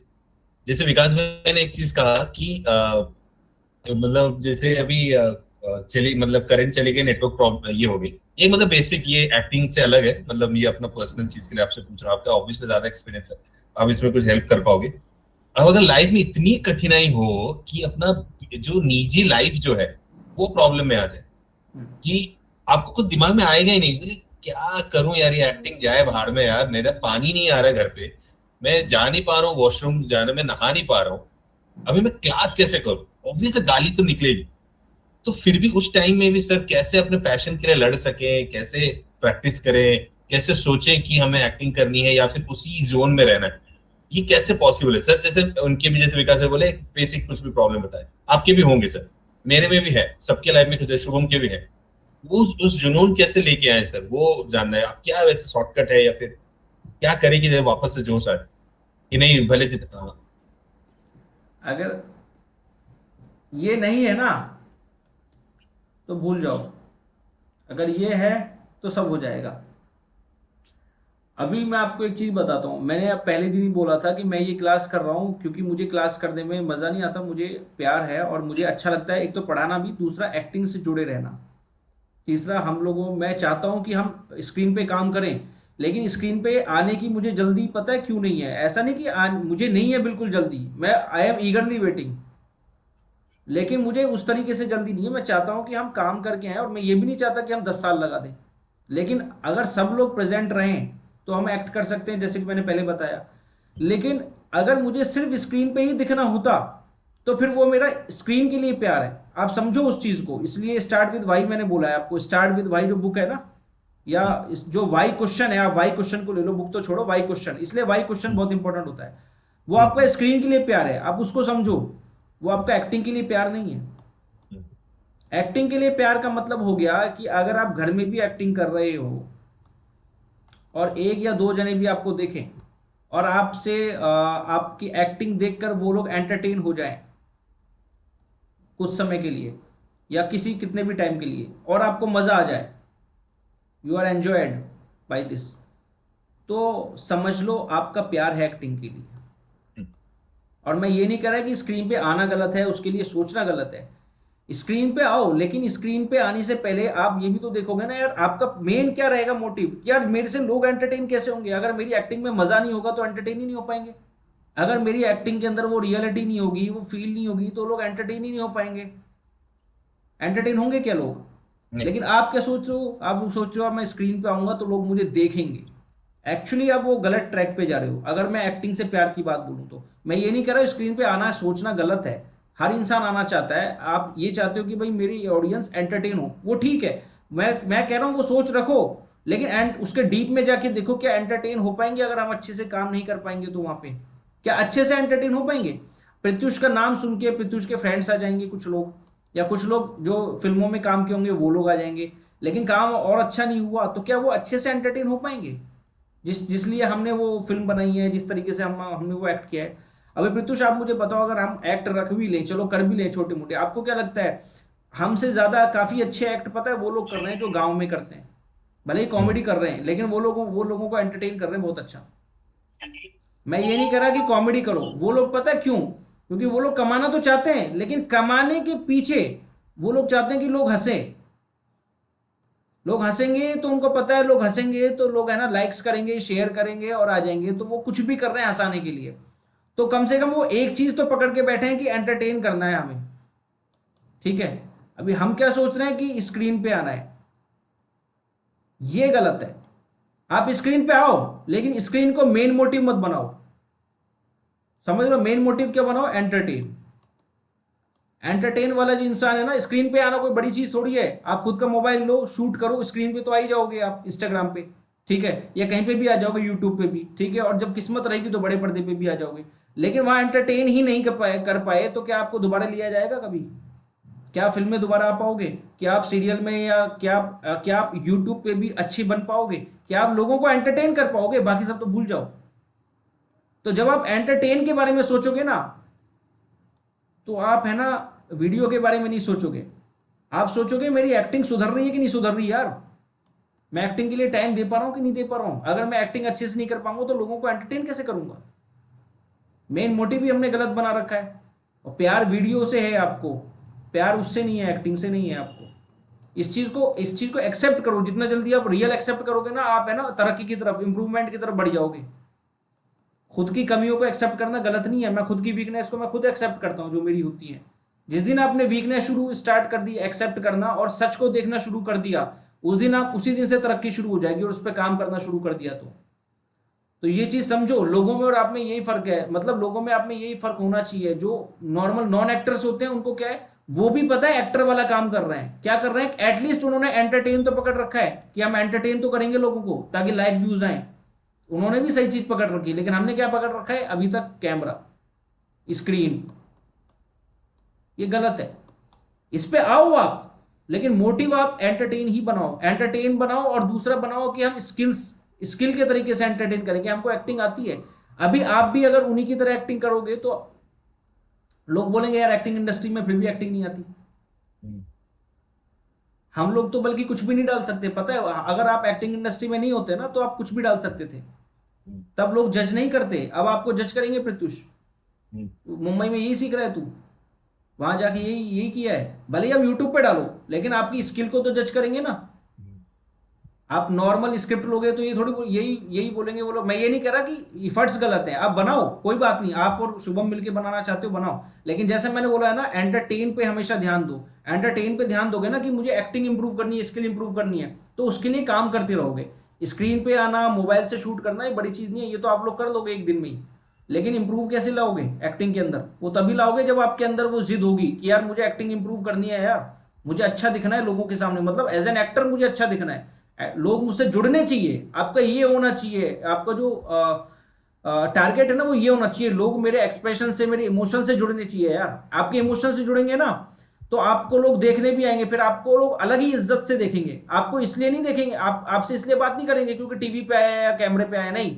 अरे यूट्यूब पे तो हजारों लोगों को देख लेते हैं वो लोग, लेकिन इज्जत उसकी करते हैं जिन्होंने उनके इमोशंस को छुआ।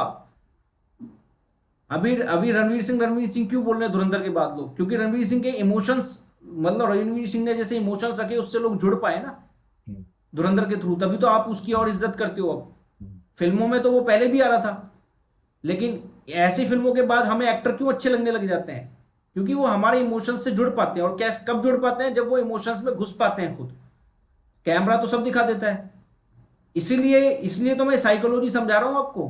आप समझिए, हम रियलिटी की तरफ ही जा रहे हैं। कैमरे पे आना बड़ी चीज नहीं है, कभी भी मत सोचो कैमरे में मतलब बड़े पर्दे की बात नहीं कर रहा। बड़ा पर्दा तो ईश्वर के हाथ में, हमारे हाथ में नहीं है बड़े, लेकिन हमारे हाथ में ऐसा नहीं है कि प्लेटफॉर्म नहीं है, प्लेटफॉर्म है।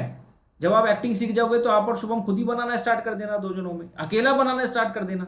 अगर बाई चांस मैं नहीं कर पा रहा हूँ मैनेज, या हम लोग नहीं मिल पा रहे हैं, तो आप लोग स्टार्ट कर देना। ये कोई बड़ी डील नहीं है, बल्कि आप जो चीज सीख रहे हो ना, ये बड़ी चीज है। ये सीखने को नहीं मिलेगा कहीं। मैं सिखा रहा हूँ इसलिए नहीं कह रहा हूँ, मुझे भी सीखने को नहीं मिलेगा अगर मैं कहीं पे भी चला जाऊं तो, क्योंकि जल्दी से नहीं मिलती ये चीजें सीखने को। पैसा दे दो तो भी नहीं मिलती, लोगों के पास टाइम ही नहीं है उतना। लोगों को काम आता है, मुझसे भी अच्छा काम आता है, लेकिन लोगों के पास टाइम ही नहीं है। समझ लो प्रत्युष? और लोग उस टाइम के पैसे बहुत ज्यादा चार्ज करते हैं, ये हकीकत है। आपने जो चीज बोली थी वो रियल है, लोग लाखों रुपए ले लेते हैं इन चीजों के, और ऐसा डीप समझाने का टाइम नहीं है। और अगर उनको नॉलेज होगी भी ना तो टाइम नहीं है इतना डीपली समझाने का। तो हम लोग तो बहुत खुशकिस्मत है कि हम लोग एक दूसरे से इतना डीपली डिस्कस कर सकते हैं और सीख सकते हैं। तो इसलिए मैं कहता हूँ क्लास ज्वाइन करो, ये आपके फायदे के लिए, पैसा थोड़ी लिया जा रहा है। हम लोग सीख तो रहे ना एटलीस्ट। चलो आगे पढ़ते हैं। अभी जैसे मैंने स्टोरी वाइज समझाया ना, अभी स्टोरी वाइज पढ़ेंगे, लेकिन उन चीजों को ध्यान रखना जो मैंने बताया, किस तरीके से हमें साइकोलॉजी समझनी है। कुछ भी डाउट आए तो पूछना। मैं हमेशा कहता हूं कुछ भी डाउट आए तो पूछना, क्योंकि फिर मैं जब सवाल करूंगा तो आपको बताना है, और ये आपके लिए ही है। अगर आप सीखोगे नहीं ना किताब पढ़ने से कि किस तरीके से, क्यों हम किताब पढ़ रहे हैं, स्पेशली वाई हमेशा लगाना शुरू करो। हम किताब पढ़ रहे हैं तो क्यों पढ़ रहे हैं, उस वाई को ध्यान में रखकर किताब पढ़ो, और वाई को ध्यान में रखकर ही सीखने की कोशिश करो। ठीक है? वापस से एक वर्ड में बता देता हूं किताब शुरू करने से पहले, हम किताब क्यों पढ़ रहे हैं। मेन वर्ड ये ध्यान रखो, साइकोलॉजी समझने के लिए। साइकोलॉजी। और शुभम, आपका जो फेवरेट शाहरुख खान है, उसने बोला था ना दुनियावी बातों, दुनियावी बातें बोला था उन्होंने। मतलब आपका फेवरेट क्या, मेरा भी, मुझे भी अच्छा लगता है शाहरुख खान। शाहरुख खान अच्छा एक्टर है। मेरा कोई पर्टिकुलर फेवरेट नहीं है, मैं लेकिन सब हाँ, लेकिन शाहरुख खान सब अपने अपने लेवल में है, लेकिन शाहरुख खान मुझे बहुत अच्छा लगता है। और कई काम उसने ऐसे किए जो कोई नहीं कर सकता मेरी नज़र में। तो शाहरुख खान को मैं भी मानता हूँ। तो शाहरुख खान ने दुनियावी बातें इसलिए बोली है क्योंकि जब उसने एक्सपीरियंस किया ना एक्टिंग का, तो उसे भी समझ में आया दुनियावी बातें मतलब साइकोलॉजी की ही बात कर रहा था वो। दुनियावी बातें क्या होती हैं कि दुनिया में लोग क्या कर रहे हैं, क्यों कर रहे हैं, किस लिए कर रहे हैं, कैसे कर रहे हैं, किस वजह से कर रहे हैं, दैट इज साइकोलॉजी। ठीक है? ठीक है, विकास आप स्टार्ट करो यहाँ से, हेडलाइन से।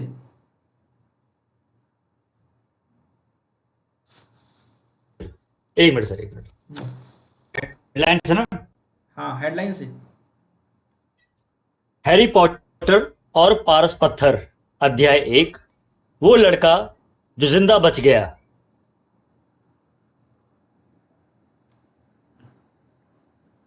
प्रिवी प्रिवी ड्राइव के मकान नंबर 4 में रहने वाले Mr and Mrs Dursley, sorry sir, Dursley गर्व से, मिस्टर और मिसेस डर्सली गर्व से कहते थे, हम तो पूरी तरह सामान्य लोग हैं, एक कोई मैं सोच भी सॉरी, नहीं मैं सकता। बीच में इंटरप्ट कर रहा हूँ। देखो, आपने देखा होगा ये वाले, देखो थोड़े अलग लिखे गए हैं, ये थोड़े इटालियन तरीके से थोड़े घुमा दिए गए हैं। देखो, ये दिख रहा है, ये बीच बीच में बुक के अंदर आएंगे, ये डायलॉग से ध्यान रखना। ठीक है? डायलॉग से सर। हाँ, ये मैं बता रहा था बस, आप ताकि इनको कोशिश करो, अगर डायलॉग की तरह ले सकते हो तो अच्छा रहेगा। ठीक है? जो आपको समझ में आए। चलो वापस से। कोई सोच भी नहीं, अच्छा ठीक है सर। प्रिवी ड्राइव के मकान नंबर 4 में रहने वाले मिस्टर और मिसेस डर्सली गर्व से कहते थे, हम तो पूरी तरह सामान्य लोग हैं, कोई सोच भी नहीं सकता था कि ये लोग किसी रहस्यमयी या अजीब चीज में उलझ सकते थे, क्योंकि वे इस तरह की बेतुकी बातों से दूर रहते थे। मिस्टर डर्सली ग्रीनी क्या लिखा है यार ये? एक मिनट सर, जूम करता हूँ। मैं जूम करता हूँ, रुको। दिख रहा है अब? हाँ, मिस्टर डर्सली ग्रिनिक्स नाम की कंपनी के डायरेक्टर थे, ग्रानिंग्स। जो ग्रनिक्स, सॉरी सर, ग्रनिक्स, ग्रानिंग्स ग्रनिंग, ग्रानिंग्स। हाँ ग्रनिंग्स नाम की कंपनी के डायरेक्टर थे, जो ड्रिल बनाती थी।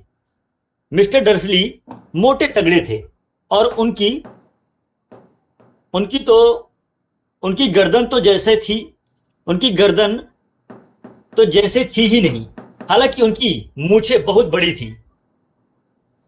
मिसेस डर्सली सुनहरे बालों वाली दुबली दुबली महिला थी।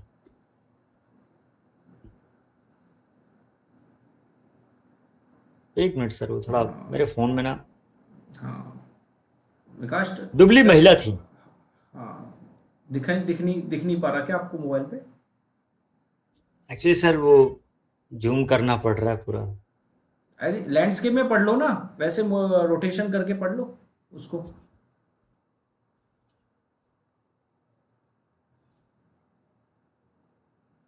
इसमें दिख जाएगा।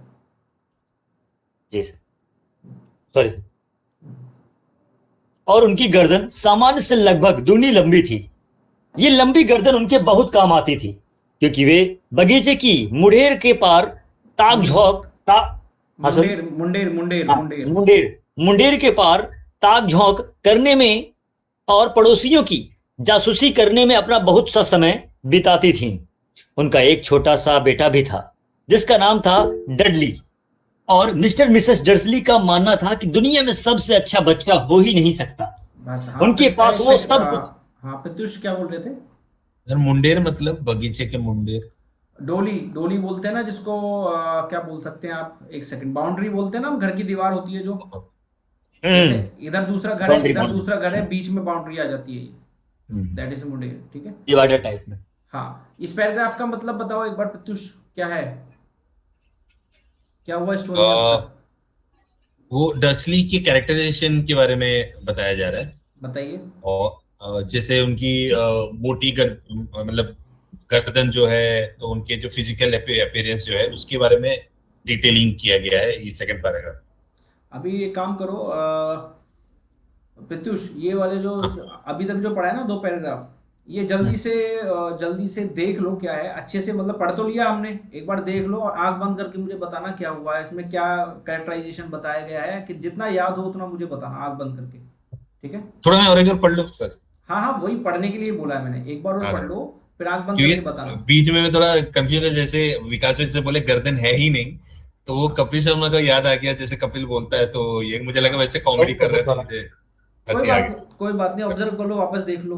विकास आप एक जगह बैठ जाओ। हाँ सर वो, हाँ शुभम, शुभम आवाज आ रही है? हाँ सर। हाँ शुभम, मुझे बताओ, आपको आपको भी थोड़ा सा हंसी आ रही थी, क्या हुआ? ये सॉरी सर। ये शुभम भाई के पीछे क्या है, मतलब होटल होटल में है क्या? नहीं, वो शिमला गए हुए हैं अभी। अच्छा अच्छा। हाँ। नहीं विकास, ऐसी बात नहीं है, मैं घर पे बैठा हूँ, वो बैकग्राउंड चेंज कर दिया मैं। शुभम, अच्छा मैं ये अच्छा। बोल रहा था, ये दो पैराग्राफ जो अभी हमने पढ़ा है ना, ये पैराग्राफ एक बार अगर आपको देखना है तो देख लो वापस से, क्योंकि हमने हमने पढ़ा है। एक्चुअली देखो, अभी ध्यान रखना, हम भले ही थोड़ा आगे नहीं ना जाए, मेरा मेन मोटिव है यहाँ पढ़ाने का, आपको ये सिखा सकूं कि किस तरीके से हमको आगे जाके पढ़ना है, हमको ऑब्जर्वेशन किस तरीके से आगे करना है, क्योंकि रीडिंग तो आपको बाद में करनी है, अभी हम समझ रहे हैं कि रीडिंग किस तरीके से करनी है, ठीक है। तो शुभम, ये दो पैराग्राफ वापस से हाँ देखो, सर। और आप दो पैराग्राफ पढ़ के फिर आंख बंद करके बताओ मुझे कि क्या है इसके अंदर, क्या जो भी ऑब्जर्वेशन आपने किया है कैरेक्टर के बारे में हो चाहे सीन के बारे में हो, सब बताना है, जितना भी ऑब्जर्वेशन आपका इन दो पैराग्राफ में हुआ है। विकास, आपको भी बताना है, वापस से पढ़ लो सब, जिसका रेडी हो जाए वो हैंड रेस कर देना पहले। प्रवीण ड्राइव के मकान नंबर 6।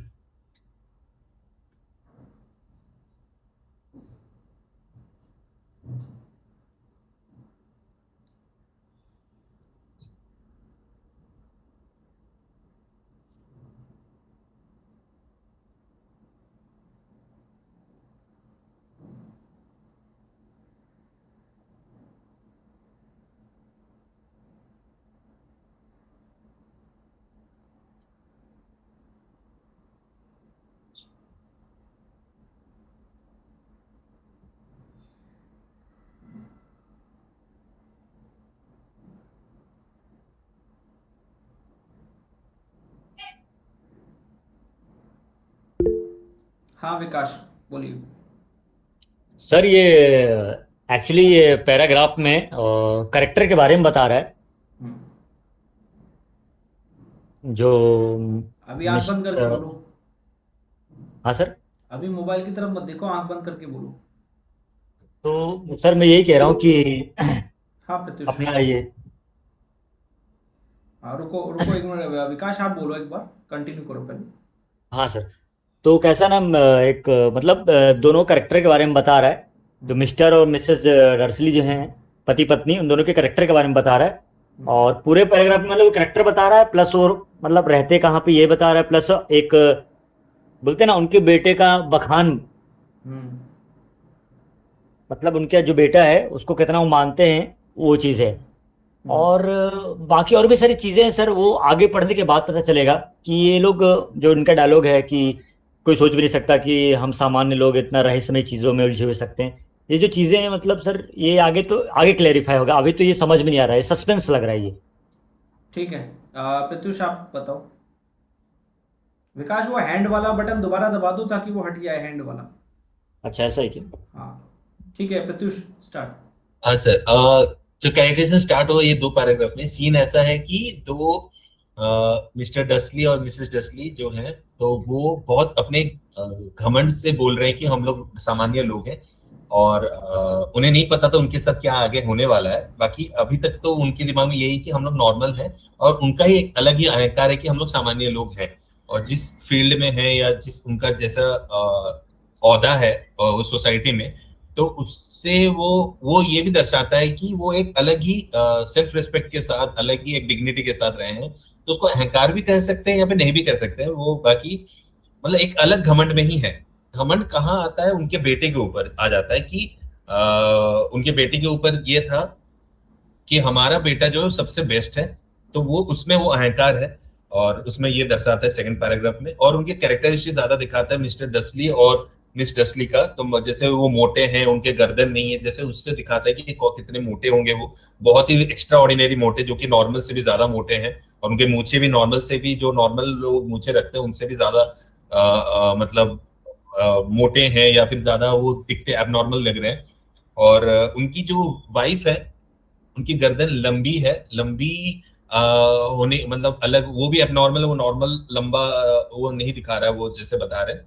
और वो फायदा ये करता है कि मतलब एक बाउंड्री से अलग देखना, जैसे पड़ोसी लोग बहुत देखते रहते हैं एक जेलिसी के हिसाब से, या फिर एक निगरानी रखते हैं कि कोई सामने वाला या साइड वाले पड़ोसी हमसे आगे तो नहीं निकल गए, कि वो जेलसी या फिर वो एक मतलब इन्वेस्टिगेट करना। तो उसके लिए वो गर्दन उनको बहुत हेल्प करती है। और इन दोनों का यही अहंकार है कि अपना बेटा जो है वो सबसे शानदार है। और जो वाइफ और जो मिस्टर डसले और मिसेस डसले, उनका ये घमंड है कि हम लोग बहुत नॉर्मल आदमी हैं, हम लोग नॉर्मल फैमिली है, और उनको अभी तक ये नहीं पता कि आगे उनके साथ क्या हादसे होने वाले हैं। ठीक है। शुभम। सर एक सोसाइटी है प्रिवेट ड्राइव बोल के। वो प्रिवेट ड्राइव के मकान नंबर 4 पे डर्सली फैमिली रहते हैं। और डर्सली फैमिली जो है वो मतलब मिसेस एंड मिसेस डर्सली है। उनको ये गर्व है, उनको ये गर्व है कि वो बहुत सामान्य है। और उनको और मतलब बहुत सामान्य परिवार है। और उनको जैसे कि और कुछ भी चीज होता है जो जो कि सामान्य से बहुत इतने सामान्य है कि उनको कुछ और चीज मतलब वो सोच भी नहीं सकते कि कुछ और तरीके से जैसे मैजिक हो, ऐसे कुछ चीज है जो कि बेतुकी बातें उनके आसपास भी नहीं मंडरा सकती, वो है। फिर जो मिस्टर डर्सली हैं, वो एक ग्रीनिंग्स नामक एक कंपनी है, उसके डायरेक्टर है। और वो कंपनी क्या करती है, ड्रिल बनाती है। और वो दिखने में कैसे हैं, काफी मोटे तगड़े हैं। और उनके मूछें क्या बहुत मोटी है। और उनके गर्दन जो है वो ना के बराबर है। और उनकी जो पत्नी है, वो पत्नी बहुत पतली है। उनके बाल सुनहरे हैं, गोल्डन है। और उनके जो गर्दन है वो डबल है, नॉर्मल जितना गर्दन होता है उससे डबल है। और क्योंकि उनका गर्दन बहुत लंबी है, तो वो क्या करते हैं, बाहर जो अपना गार्डन है, गार्डन के जो बोर्ड, मतलब जो क्या बोलते हैं, बॉर्डर है, उससे बाहर झांक के देखती हैं कि आस पड़ोस के चीजों को देखती रहती है कि आस पड़ोस में क्या चल रहा है, तो क्या रहस्य है, वो सब फाइंड आउट करना चाहती है। और सबसे बड़ी बात यह है कि उनका जो बेटा है, मिस्टर डर्सली का बेटा, जो जिसका नाम डडली है, वो चाहते हैं कि ये डडली, उनको चाहते, मतलब उनको ऐसा लगता है कि डडली जैसा कोई बेटा कोई पैदा हो ही नहीं सकता है इस दुनिया में। तो उनको इस चीज का गर्व है, ये लिखा है। वेरी गुड, बहुत अच्छी चीज़ें आपने नोटिस करने की कोशिश की। और वैसे ये सेकंड टाइम मैंने आपसे पूछा है शुभम, ध्यान होगा आपको, पहले भी पूछा था ना आपसे, पहले भी हमने हम्म। रीड किया था ये, लेकिन कोई बात नहीं। अभी देखो मैं इस चीज़ को थोड़ा सा अपने तरीके से हल्का सा बता देता हूँ। ये कहानी प्रीवेट ड्राइव की है। प्रीवेट ड्राइव में मकान नंबर 4 के अंदर मिस्टर एंड मिसेस डस्ली रहते हैं, यानी कि उनकी फैमिली रहती है। उनकी फैमिली में उनका एक बेटा भी है, और वो बेटा उनको बहुत ज़्यादा प्यारा है, बहुत लाड से ज़्यादा प्यार करते हैं वो अपने बेटे को, जिसका नाम है डडली।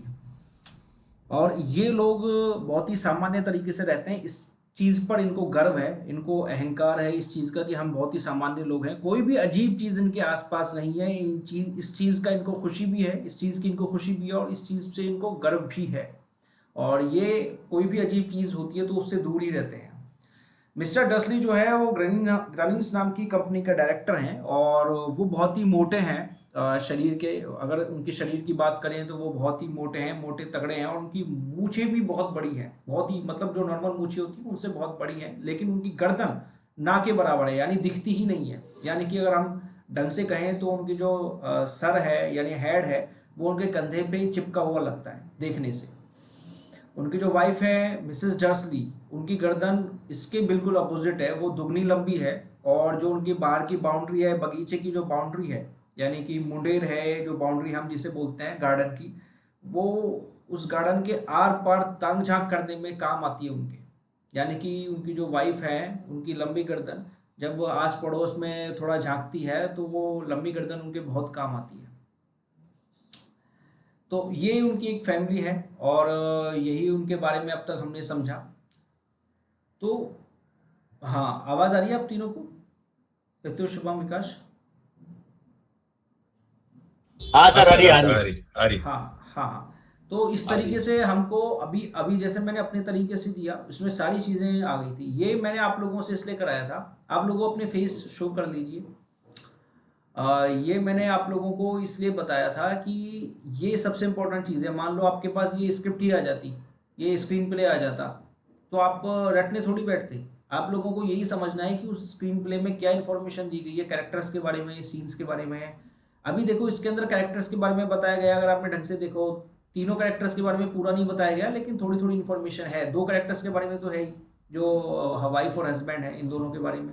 उनके एड्रेस के बारे में बताया गया थोड़ा सा, कि कहाँ पे वो लोग रहते हैं, उससे भी हम कुछ चीज़ें समझ सकते हैं। उनके थोड़े से एटीट्यूड के बारे में बताया गया है, जो कि वो किस चीज़ पर अहंकार करते हैं, किस चीज़ पर गर्व करते हैं। इसमें पूरा एटीट्यूड अभी रिवेल नहीं हुआ, लेकिन हम स्टोरी पढ़ेंगे तो हमें धीरे धीरे और रिवेल होगा। देखो, ज़रूरी नहीं है किसी एक चीज़ के लिए अगर वो प्राउड फील करते हैं या घमंड फील करते हैं, तो ज़रूरी नहीं है कि वो घमंडी लोग ही हों। हो सकता है उस पर्टिकुलर चीज़ के लिए वो घमंड फील करती हों, लेकिन ये भी हो सकता है वो घमंडी हो, वो हमें आगे पता चलेगा। ठीक है? तो हम पूरा जजमेंट तब तक नहीं देंगे किताब पढ़ने के बाद, या किसी भी स्क्रिप्ट को पढ़ने के बाद, जब तक हमें पूरी तरह किताब के अंदर ही विद प्रूफ नहीं पता चले। यानी कि जैसा कि प्रत्युष ने कहा कि हमको वकील ही बनना है थोड़ा सा, जब हम एज एन एक्टर हम ऑब्जर्व करने लगे किसी चीज़ को। ठीक है? तो उसी तरीके से हम आगे पढ़ेंगे। प्रत्युष, नेक्स्ट पैराग्राफ पढ़ो।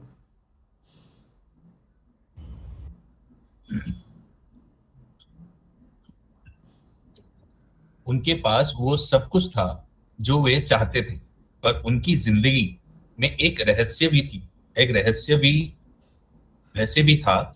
और उन्हें सबसे ज्यादा डर इसी बात से लगता था कि रह,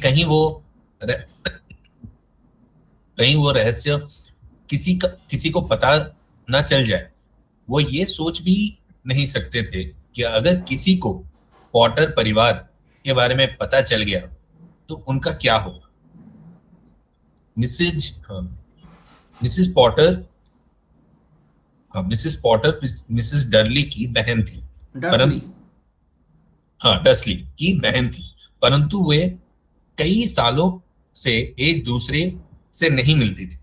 सच तो यह था कि मिसेस डर्सली सबको यही बताती थी कि उनकी कोई बहन नहीं थे, कोई बहन बहन ही नहीं थी, क्योंकि उनको बहन और उसका निकम्मा पति उन लोगों से उतने ही अलग थे जितना अलग होना संभव था। ये सोचकर ही डर्सली पति पत्नी के होश उड़ जाते थे कि अगर पॉटर पति पत्नी उनके गली में आ गए तो उनके पड़ोसी क्या कहेंगे। वे जानते थे कि उनका एक छोटा सा बेटा भी था, पर उन्होंने उसे कभी नहीं देखा था। ये बच्चा भी एक बड़ा कारण था जिस वजह से ये पॉटर पति पत्नी से दूर रहते थे। वे नहीं चाहते थे कि डडली इस तरह के बच्चे से मिले जुले। ठीक है। अब ये वाला जो पहले बताना चाहता है इसके बारे में डिस्क्राइब करो आंख बंद करके। एक बार रीड करना चाहते हो ऊपर ऊपर से तो कर लो, और जो भी पहले करना चाहता हो वो हैंड रेस कर देना। सर मैं और एक बार ना रीड करके मैं बोल दूं कि मुझे ये सर ऐसा प्रैक्टिस करना है, ठीक है। सेकंड बार पढ़ूंगा तो और डिटेलिंग हो ही जाएगा, पर रीडिंग के साथ मैं कितना समझूं मैं कर दूं, ऐसा बोल दूं, या फिर आप हाँ, चाहते हो कि और नहीं, रीडिंग के साथ भी बोलना स्टार्ट करो। रीडिंग के साथ भी बताओ मुझे कितना आपने ऑब्जर्व किया है रीडिंग के साथ साथ। आप बताओ प्रत्युष। हाँ कि हाँ डस्ली, हाँ बा- सेकंड पैराग्राफ में ये बताया गया कि मिसेस डस्ली और मिसेस पॉटर दोनों बहन हुआ करती, मतलब दोनों बहनें ही हैं। और मिसेस डस्ली को एम्बैरेसमेंट या फिर शर्मिंदगी फील होती है कि बताना अपने सोसाइटी को ये मेरी बहन है। और वो किस लिए है वो आगे हम लोग पता करेंगे। फिलहाल अभी तक तो यही बताया जा रहा है कि वो बहुत एम्बैरेसमेंट फील होता है उन परिवार को, डस्ली परिवार को, ये बताना कि मतलब इनके साथ कुछ रिश्ता है, मतलब पॉटर परिवार के साथ कुछ रिश्ता है, और उसका मेन कारण है हैरी पॉटर। तो और वो क्या है वो अभी तक वो इस पैराग्राफ में तो बताया नहीं जा रहा एग्जैक्टली किस लिए वो सोसाइटी से अलग रहते हैं और किस लिए वो अपने सोसाइटी को बता नहीं पा रहे कि ये मेरी बहन है या फिर इनके साथ कुछ रिश्ता है, वो बता नहीं पा रहे। और मेन कारण ये इतना बताया गया कि हैरी पॉटर ही है जो कि मेन कारण है, और अपने बेटे को जिसके ऊपर वो इतना अहंकार उतना घमंड है, वो चाहते हैं कि अपना बेटा भी उन हैरी पॉटर जैसा ना बने। तो इसीलिए वो दूरी मेंटेन रखना चाहती हैं मिसेस डस्ली और इनके परिवार, हैरी पॉटर के परिवार से। कारण है हैरी पॉटर, और रीजन ये है कि ज्यादा मिलेंगे तो अपना बेटा भी उसकी तरह ना बने, बट हैरी पॉटर के। बस ये। शुभम। सर हाँ, इसमें ये लिखा है कि जो वो जो डर्सली परिवार है वो चाहते हैं, वो उनके हिसाब से उनका लाइफ बहुत सही चल रहा था, पर एक बहुत बड़ी चीज थी जो कि उनको बहुत सोचने मजबूर कर रही थी, जो कि है मिसेस डर्सली की बहन। मिसेस डर्सली की जो बहन थी वो है मिसेस पॉटर, और मिसेस पॉटर से वो बिल्कुल वो दूर रहती थी। वो सबको बताती, वो किसी को बताई भी नहीं थी कि मेरी कोई बहन भी है। और उनके फैमिली से वो जितना दूर हो सके उतना दूर रहना चाहती थी। मिसेस पॉटर जो है उनके एक पति भी है, तो मिसेस एंड मिस्टर पॉटर वो एक दूसरे को जानते थे पर उनको कभी मिलना चाहते नहीं थे। उनका एक बेटा भी था जो है Potter, mister and Mrs Potter का एक बेटा भी था। वो बेटे से भी वो कभी मिले भी नहीं थे और चाहते भी नहीं थे कि उनसे कभी मिले, क्योंकि उनको लगता था कि उनके जो बेटे हैं, जो डडली है, वो डडली उनके बेटे से कभी मिल पाए या मिलजुल पाए, वो चाहते भी नहीं थे। तो ये लिखा है सर। ठीक है, वेरी गुड। विकास।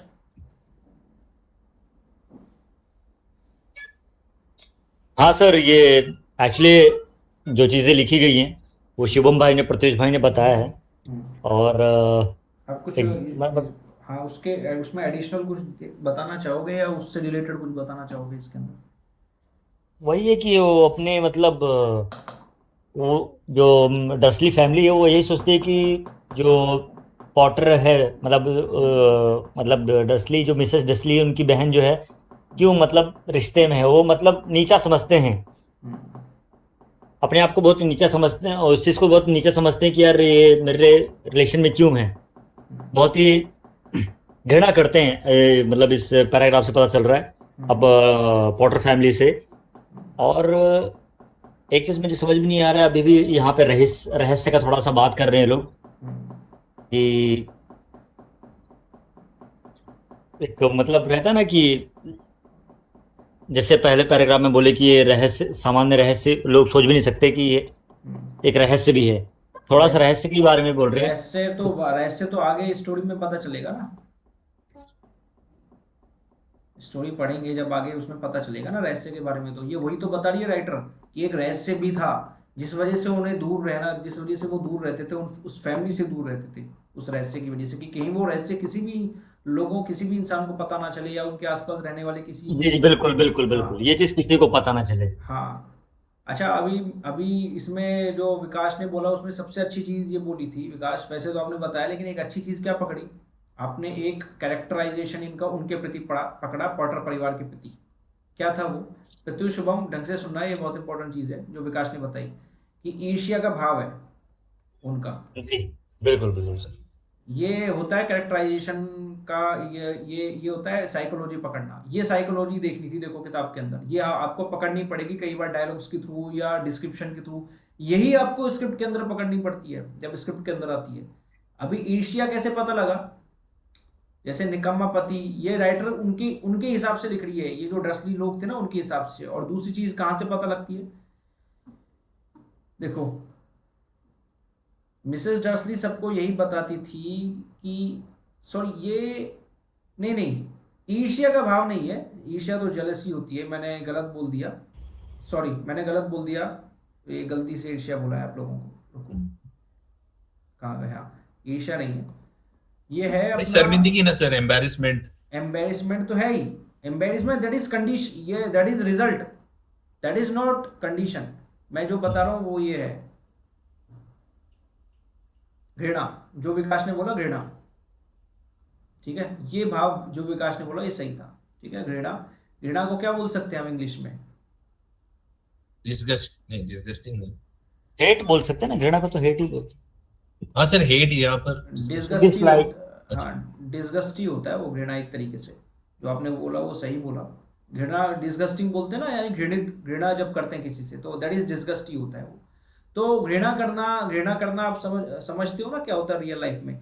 तो ये क्या है, ये लोग सबको यही बताते थे कि उनकी कोई बहन नहीं थी, क्योंकि वो लोग उनसे क्या है, उन लोगों के साथ कोई रिलेशन नहीं रखना चाहते थे। एक तरीके से वो अपने आप को उनसे उतना ही अलग समझते थे जितना अलग होना संभव था।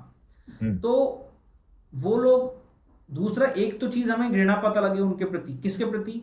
पॉटर परिवार के प्रति, ठीक है? और उनके बेटा भी एक बड़ा रीजन था, उनका बेटा भी उसी तरीके का है जिस तरीके के उसके माता पिता हैं, ये पता चला। जो भी कैरेक्टर सामने आएगा वो आगे आएगा। एक सबसे इंपॉर्टेंट चीज, जो डर, किसने बोला था डर? पृथ्वी शाह ने बोला था ना। डर किससे था? डर लोगों से भी था, लोगों से, हाँ। लेकिन डर सबसे ज्यादा था कंडीशन से। जी सर, बिल्कुल बिल्कुल। कौन सी कंडीशन विकास? वही मतलब वो रहस्य रहस्य निकले ना, मतलब सीक्रेट जो है वो पता ना चल हाँ, जाए लोगों को। पता ना चल जाए। और वो पता चलेगा कब? जब वो लोग उनके घर तक आएंगे। तो बिल्कुल कंडीशन क्या बिल्कुल। थी कि वो उनके पास ना आ जाए कहीं। तो ये समझो, ये कंडीशन है, एक डर की कंडीशन है, क्योंकि ये कंडीशन कहीं ना कहीं सीन में आगे काम करेगी।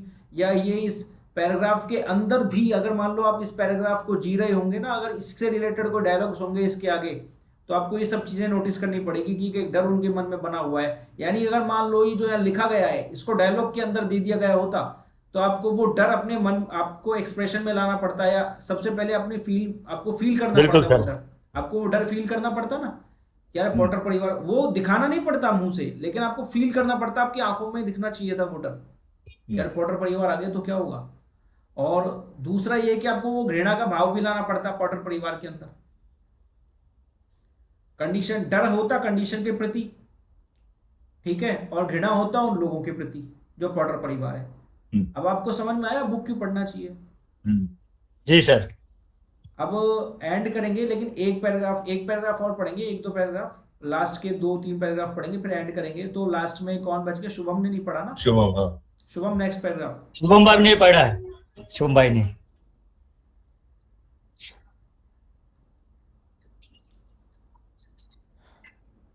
जब मिस्टर और स्टार्ट। जब मिस्टर और मिसेस डर्सली उस बोझिल मंगलवार को सोकर उठे जहां से हमारी कहानी शुरू होती है, तो बादलों। बादलों, अच्छा, बादलों से भरे आसमान को देखकर कोई भी ये नहीं सोच सकता था कि पूरे देश में अजीबोगरीब और रहस्यमयी घटनाएं जल्दी ही होने वाली है। मिस्टर डर्सली ने क्या ऑफिस ऑफिस।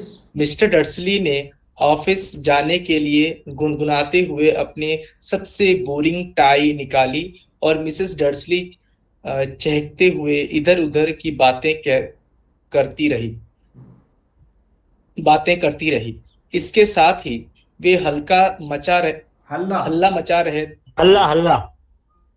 इसके साथ ही वे हल्ला मचा रहे डर्सली डडली डडली। को ऊंची कुर्सी पर बिठाने के लिए उसके साथ कुश्ती। कुश्ती भी लड़ती लड़ती जा रही थी।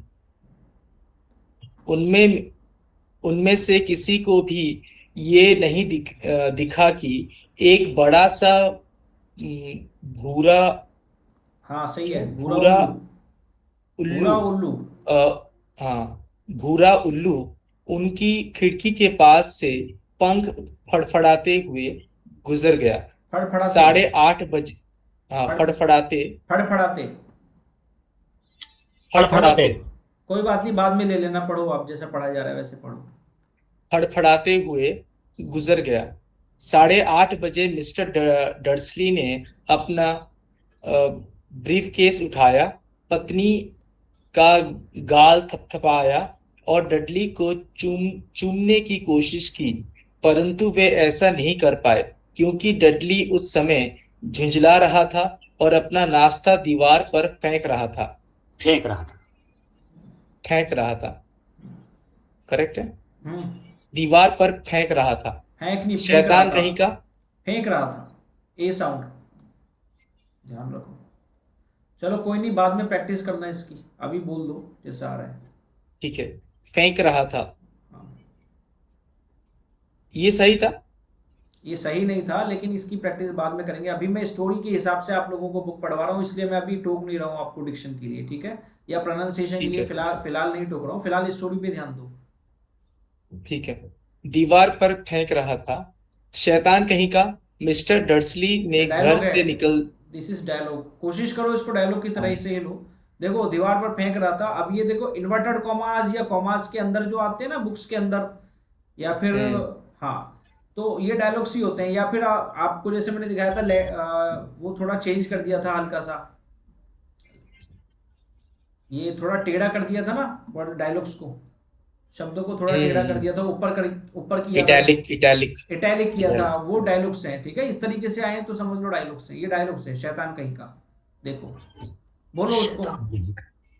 शैतान कहीं का। मिस्टर डर्सली ने घर से निकलने समय निकलते समय, निकलते समय हंसकर हंसकर। हंसकर निकलते समय हंसकर लाड से कहा। ये देखो वे यहाँ अब पे यहाँ पे देखो पूरा साइकोलॉजी भी बता रही है कि किस तरीके से बोला उसने, हंसकर लाड से कहा। आपको लगता नहीं है बहुत ग्रेट चीज है, ये बहुत बड़ी चीज है किताब के अंदर इस तरीके की चीजें सीखना, ये बहुत इंपॉर्टेंट चीज है।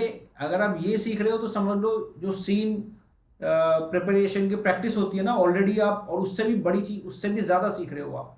ये भारी बड़ी डिटेलिंग में सीन्स, बात बता रहा है। हाँ ये भारी बड़ी सीन्स को समझना सीख गए ना, तो जब आपके सामने एक्चुअल स्क्रिप्ट आएगी तो आप उसको ब्रेक डाउन तुरंत कर दोगे सही तरीके से। आप समझ रहे हो, वो तो कुछ नहीं लगेगा आपके सामने उस समय। ठीक है, अभी यहाँ वापस से पढ़ो इसको, इस लाइन को वापस से पढ़ो शुभम, यहाँ से। शैतान कहीं का। मिस्टर डर्सली ने घर से निकलते समय हंसकर लाड से कहा। वे अपनी कार में बैठे और 4 नंबर के पोर्च से बाहर आ गए। पोर्च मतलब पता है क्या होता सड़क है? के पोर्च मतलब मैं जानता था, मैं भूल गया, पर पोर्च। शुभम, सॉरी प्रत्युष, नहीं पता विकास? विकास को वो बताओ। अपना वो हाँ, अपना रहता है ना घर के बाहर, पूरा सोसाइटी एक प्रकार से बोल सकते हैं। नहीं, वो अपना घर के बाहर रहता है ना सर, पूरा घर के बाउंड्री बाहर टाइप में। का, हाँ, घर के बाहर का जो बरामदा होता है जहाँ कार खड़ी होती है, दैट इज पोर्च। हाँ हाँ, वही वही वही। ठीक है, वो पोर्च है। एक सेकंड रुक जाओ। ठीक है, यहाँ तक जो पढ़ा है उसको एक बार बताओ शुभम, और तीनों को ही बताना है, लेकिन तीनों समझ लो, इसको देख लो। शुभम, आप अभी बताना चाहोगे एक बार, जो पहली बार फर्स्ट रीडिंग में बताओ, जो पढ़ रहा है वो फर्स्ट रीडिंग में बताने की कोशिश करो जितना याद है। हाँ प्रत्युष बोलिए। प्रत्युष अनम्यूट करो, म्यूट हो रहे हो आप प्रत्युष म्यूट हो, म्यूट।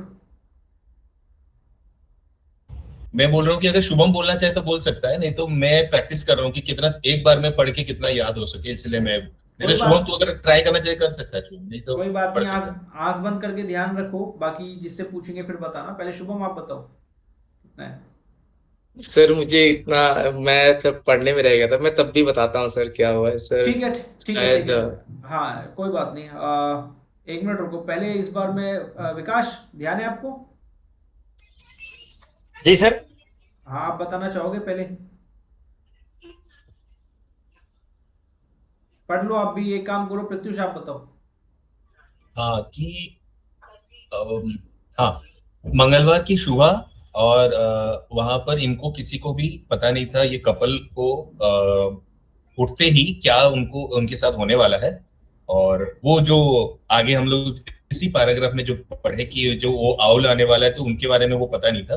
तो जो भी है, अभी तक जो स्टार्टिंग से यही है कि मंगलवार की दिन थी, और वो दोनों कपल या फिर जो भी लोग जितने भी वहां सोसाइटी के सब सबको बोला जा रहा है, क्लाउडी वेदर था, बाहर का कंडीशन क्लाउडी वेदर।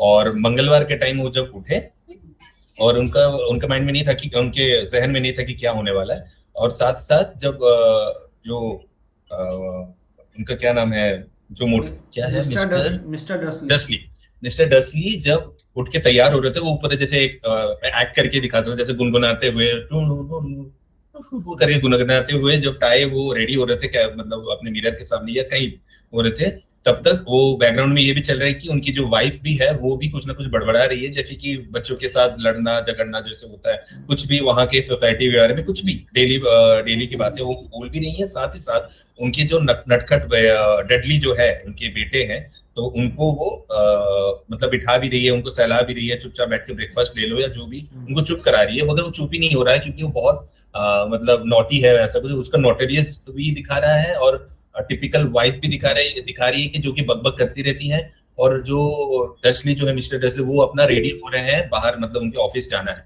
तो इसी दौरान ये तंग होके एक हंसी के जरिए, एक लाड़ के जरिए एक हंसी मजाक कर रहे हैं अपने बच्चों की तरह, अपने बच्चों को ये बच्चों मतलब अपने बच्चे को ये बोल रहे हैं कि शैतान कहीं का, मतलब वो लाड़ ही है। लेकिन तो बैठ जाए चुपचाप, इतना वो तंग कर रहा है, इतनी अपनी जसली को, तो वो बोले चुपचाप हो जा। साथ ही साथ वो वहां पर किस करने भी जा रही है अपने बेटे को, मतलब वो जा रहे हैं, इस टाइप का एक गुड बाय है कि मैं अभी जा रहा हूँ अपनी नौकरी के लिए, अपने जॉब के लिए। और जब वो निकल रहे हैं, कार से में जब बैठे, वो देख रहे दूर से एक उल्लू उनके तरफ उड़ते हुए आ रहे, और वो एक लास्ट वाले जो पार्किंग जो है, आप जैसे कहा, वहां 4 नंबर पार्किंग से वो निकले। हाँ ठीक है, विकास बताओ। सर अभी कैसे कि प्रत्युष भाई ने पूरा मोस्टली बता ही दिया, पूरा पैराग्राफ को थोड़ा बता, मतलब अच्छे से एक्सप्लेन भी किया। मैं ज़्यादा नहीं मतलब ज़्यादा पैराग्राफ को वो नहीं करूँगा, डिटेलिंग नहीं दूंगा, क्योंकि प्रत्युष भाई ने तो बता ही दिया है। इसमें कैसा है कि एक मॉर्निंग रूटीन बता रहा है, जो डर्सली फैमिली है इनका मॉर्निंग रूटीन बता रहा है इस पूरा पैराग्राफ में। प्लस एक एक मतलब कुछ होने का एक हिंट भी दे रहा है, जैसे कि डर्सली मिसेस और मिसेस डर्सली ये सोच भी रहे हैं कि मतलब कुछ होने वाला है, अजीबोगरीब कुछ होने वाला है, ये कोई सोच भी नहीं सकता। ये चीजें सोचते हुए पूरा अपना रहता है ना, पूरा मॉर्निंग रूटीन फॉलो कर रहे हैं। और बाकी जो शैतान बच्चा है वो कैसे मस्ती कर रहा है, खाना फेंक रहा है, वो बाकी चीजें तो प्रत्युष भाई ने बता ही दिया है। ठीक है, मतलब मेनली मुझे यही लगा कि मॉर्निंग रूटीन कैसे कर रहे हो, प्लस वो रहस्यमयी बात जो कुछ होने वाला है। ठीक है, ठीक। शुभम? सर इसमें ये लिखा है कि मंगलवार का सुबह सब डर्सली परिवार सो के उठे हैं, और उस दिन का चीज दिखा रहा है कि वो अ, उनके फैमिली जो मिस्टर डर्सली है वो तैयार है ऑफिस जाने के लिए। और उस दिन डडली जो है वो बहुत चिल्ला रहा है। और मिस्टर डर्सली जो हैं वो ऐसे थोड़ा गुनगुनाते हुए अपने तैयारी कर रहे हैं ऑफिस जाने के लिए।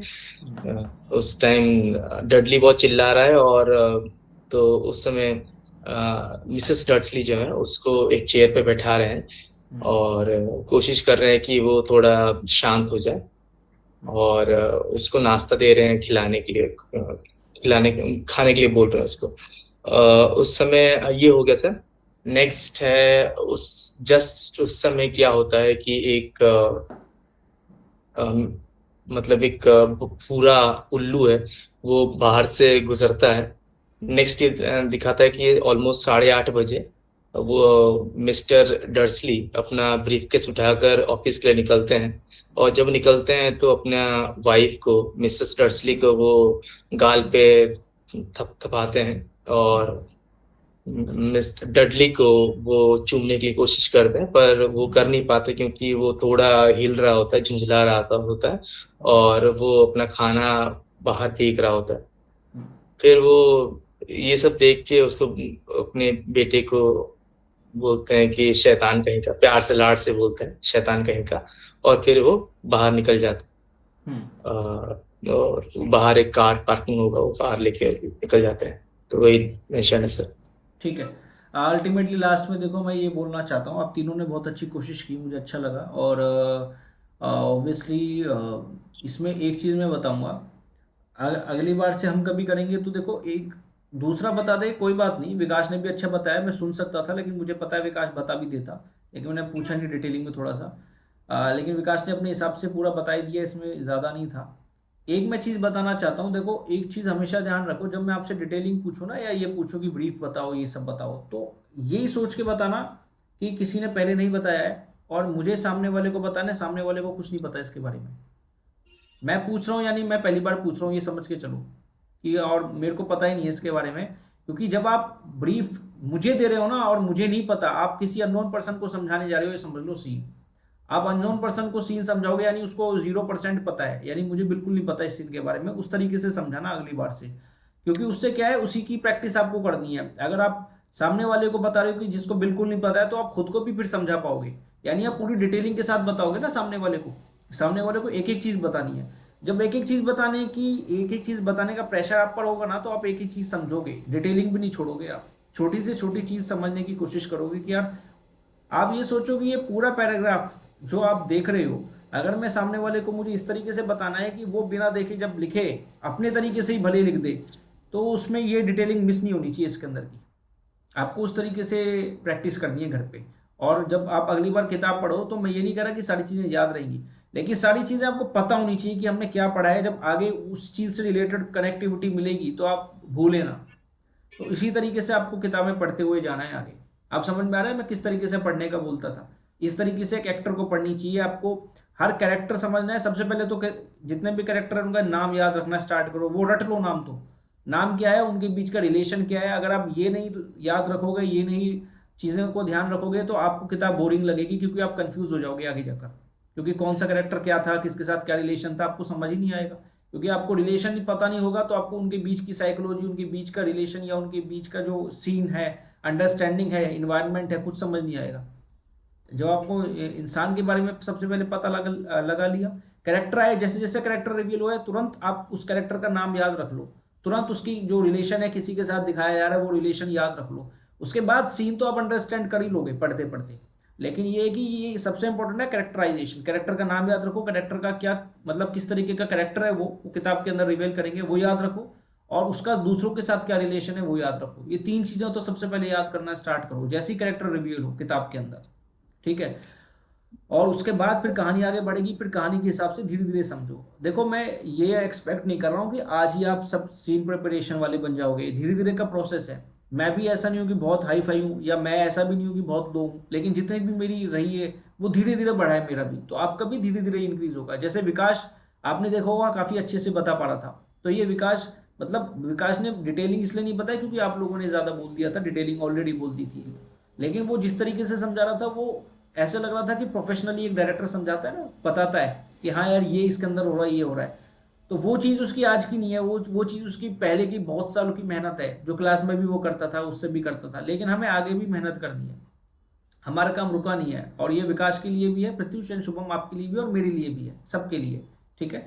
तो मैं बस यही समझाना चाह रहा था, ये हमने भले ये 3 बार का पैराग्राफ लिए हैं, लेकिन इंपॉर्टेंट ये है कि हमने क्या सीखा, वो इंपॉर्टेंट है। पढ़ तो मैं यहाँ पे अब अभी 10-20 पेज करा लेता, ज़्यादा टोकता नहीं आपको, लेकिन उससे सीखने को क्या मिलता आपको? कुछ नहीं। अभी सीखने को मिला है, अब आप घर पे रीड कर पाओगे, आप समझ रहे हो। अगली बार हम इस तरीके से रीड करेंगे और मैं पूछूंगा हम किस तरीके से हमें रीड करना है, और आप मुझे इसी तरीके से बताओगे। हाँ, किसी को कुछ पूछना है क्या लास्ट में? कोई डाउट? हाँ विकास। हाँ सर, अच्छा लगा कि आप डेली क्लास ले रहे हैं और मैं ले नहीं पाया क्लास, क्या बताऊँ। एक्चुअली सर बात क्लास की नहीं है, मैं अटेंड कर भी लेता। अब क्या है ना सर, मैं फोकस नहीं कर पाता, मैं कंसंट्रेट आज भी मैं मतलब जो भी है मैं पूरी तरह से कंसंट्रेट नहीं कर पा रहा हूँ, क्योंकि अब मेरा रूटीन थोड़ा ख़राब हो चुका है। अब उस चीज़ को मैनेज करना मेरे लिए सही बताऊँ तो बड़ी बात मैं है अभी।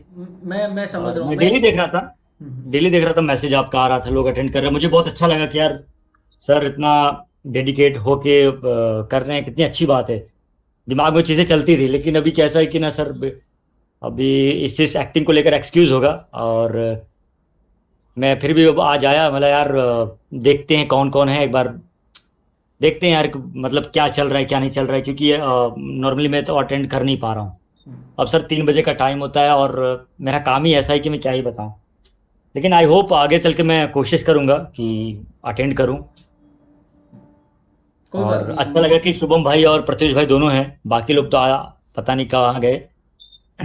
देखो मैं एक चीज़ बताना चाहता हूँ आपको, ये मैं हूँ इसलिए नहीं है, एक चीज़ समझ लेना, आप दिमाग में डाल लेना, ये बहुत इंपॉर्टेंट चीज़ है।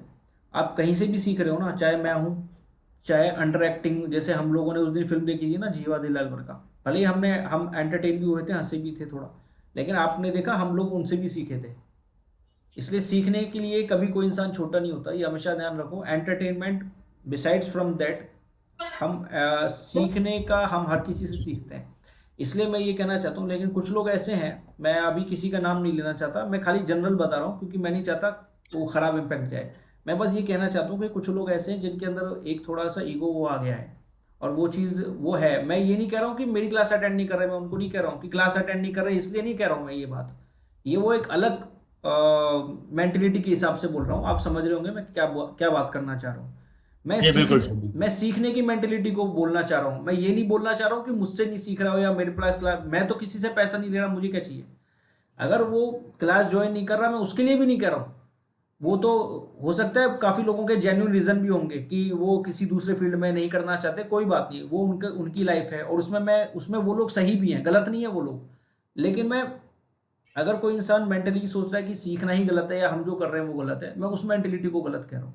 आप लोगों को नहीं सीखना है, मत सीखिए, आप उसमें गलत नहीं हो, क्योंकि आपकी अपनी लाइफ है, हो सकता है आपकी प्रायोरिटी कुछ और हो, क्योंकि आप कुछ और कर रहे हो ना लाइफ में, तो सबकी प्रायोरिटी चेंज होती है। लेकिन आप क्लास को भी गलत कह रहे हो या हम जो कर रहे हैं उस एफर्ट को गलत कह रहे हो, तब आप गलत हो।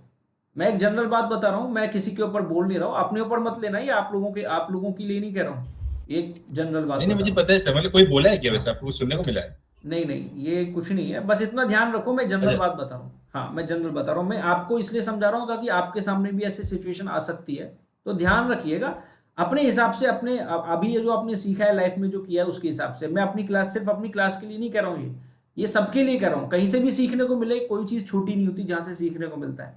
मैं एक चपरासी तक से सीखता हूँ, ऑफिस में जाता हूँ तो मैं उनके साथ भी गले मिलता हूँ, हाथ मिलाता हूँ उनसे। तो तो मैं वही कहना चाहता हूँ, तो इसलिए मैं ये कह रहा हूँ कि आप लोग अपने हिसाब से टाइम निकालिए, जैसे विकास ने बोला।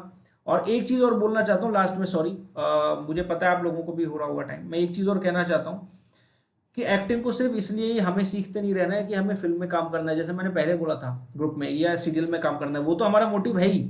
वो मोटिव, ये वो सोचना गलत नहीं है कि एक्टिंग हमें बड़े पर्दे पे आना है, वो हमारा एक पैशन है कि आना है। लेकिन हमें सिर्फ इसलिए भी मैं इससे जुड़ा रहना चाहता हूँ क्योंकि इसके थ्रू एक साइकोलॉजी समझने को तो मिलती है, लेकिन एक अच्छा इंसान, हम अपने आप को सर्च करते हैं, आपको पता है, अपने आप को पाते हैं इसके अंदर, अपने आप को। और जी दूसरा, सर। आप धीरे धीरे जब इसमें जाओगे ना, तो आप देखोगे आप अपने आप को एक्चुअली भेड़ चाल से अलग कर देते हो। जैसे बुक पढ़ने से लेकर आपकी जो कम्युनिटी होती है, हमारी अपनी कम्युनिटी है, जैसे मेरी, प्रत्युष की, विकास की, शुभम की। आप लोग देखना, जैसे आप लोग सोचते हो ना, आप देखना एक्टर्स जो नहीं होते, मैं सबको नहीं कह रहा हूँ कि सब एक जैसे होते हैं, लेकिन जो नहीं होंगे ना वो अलग तरीके से सोचेंगे। आप देखना, जो नॉन एक्टर्स होते हैं, आप देखना वो हर किसी के साथ जुड़ नहीं पाते, कई बार ऐसा होता है। ये हर बार वो मतलबी किस्म की बातों को लेके आते हैं, जो सिर्फ उनके मतलब की होती है या उनको फायदा पहुंचे तभी बात करेंगे। और मैं ये भी नहीं कह रहा हूँ कि हर इंसान खराब है, ध्यान रखना, मैं हर किसी को नहीं कह रहा हूँ, लेकिन आप देखना जनरली वो वैसे हो जाते हैं, क्योंकि वो लाइफ में सिर्फ उनको पैसा मिल गया, लाइफ काट ली, जॉब कर रहे हैं, पैसा आ गया, बहुत है। और उनको चाहिए भी नहीं, क्योंकि उनको क्या है, वो उनको क्या है, आराम की जिंदगी होती है ना, एक आराम से मिल गई, चल ठीक है, पैसा आ रहा है ना अपना, कल को भी जाना है, तो सिर्फ पैसा आ रहा है ना। लेकिन हम अपने लाइफ में अपने आप को क्या इंप्रूव कर पा रहे हैं, मैं एक्टिंग को एज ए इम्प्रूवमेंट की तरीके से भी ले रहा हूँ कि, और वो जी एक्चुअल, बिल्कुल। हाँ, क्योंकि इंप्रूव कर रहा है। अभी देखो, सबसे और कुछ नहीं तो मैं फिजिकल चीज की बात करता हूँ, आपका जो पर्सनल इंप्रूवमेंट है, जो पर्सनल बोलते हैं ना, अपना ये पर्सनालिटी हाँ, डेवलपमेंट। पर्सनैलिटी डेवलपमेंट जो होती है, पर्सनैलिटी जो ग्रोथ होती है, एक तो वो है।